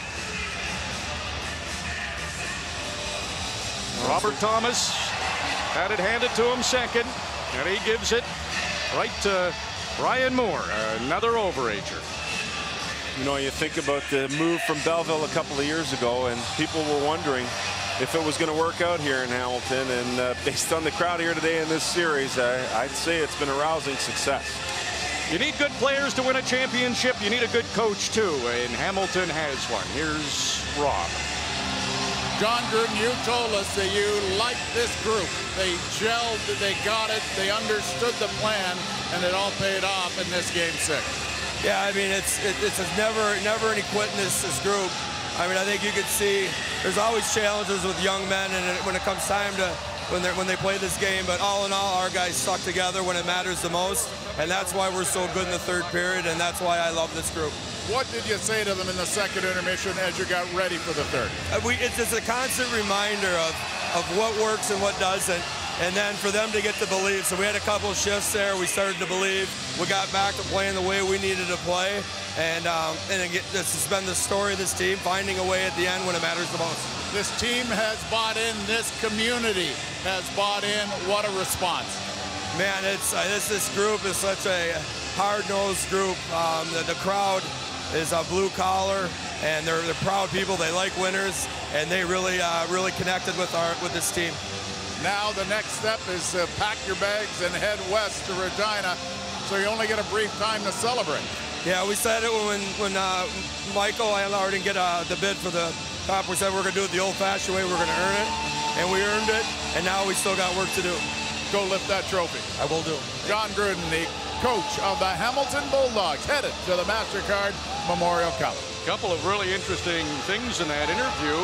John Gruden mentioning Hamilton was one of the finalists for the 100th MasterCard Memorial Cup, so they make it there the hard way by winning the OHL Championship. And think back to February, Sam, when Hamilton went to Sault Ste. Marie, and the Greyhounds beat them in the regular season 10-0. And John Gruden handled it perfect. He said that made us a better team. We learned what does not work. And look at them when it really mattered in the series. They figured it out. They realized that they had to play the way they play, is by utilizing the rush, is by exiting the zone efficiently, is by being good in the neutral zone, getting good goaltending, and winning games 5-on-5, being disciplined, as opposed to trying to go up against a Sault Ste. Marie team and try and play a style of game that Sault Ste. Marie was so good at, with their skill, their puck-moving ability to score goals, play with pace, play with puck possession. And they realized that, hey, in order for us to win, we need to play our way and not try and match what the opposition is doing. And you're right, I think that lesson was well served here, and it carried on and became evident in this series especially. Kaden Fulcher, he shattered career highs this year with the Bulldogs. Now he is a champion, and he's with Rob. Kaden Fulcher, you have been a busy man in this OHL Championship, but you kept your team close.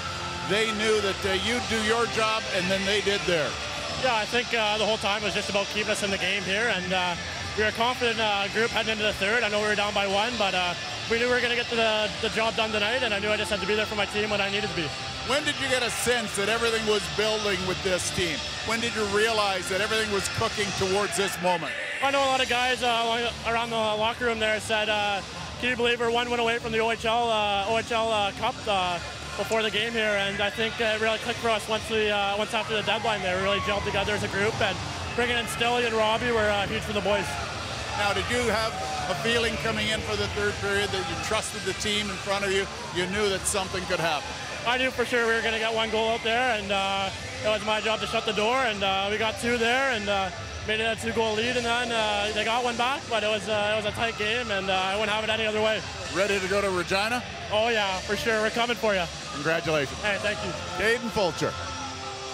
He battled some sickness in the series. You wouldn't know it by the way he played, and he's 100% now. The Bulldogs are OHL champions. They're a veteran team, Sam. When you look at that blue line, every one of their players defensemen are either 20 or 21 now that 2018 has rolled around. There's been some birthdays, and you don't see that very often in junior hockey where every defenseman is at least 20 years old. You know, they talk a lot about the World Juniors being a 19-year-old tournament, and you look at what the MasterCard Memorial Cup has to bring and think about some of the veteran teams that are still left. But you're right, there's usually one or two of those young guys on the back end that kind of gets shifted to the back of the bus. You know he's going to be a good player down the road. Well, I think recognizing, and Steve Staios being one of those type of defensemen, recognizing that that position is so important, that age, experience, and strength are all really important elements of having a back end and supporting a goaltender who's really in his first year of being the guy.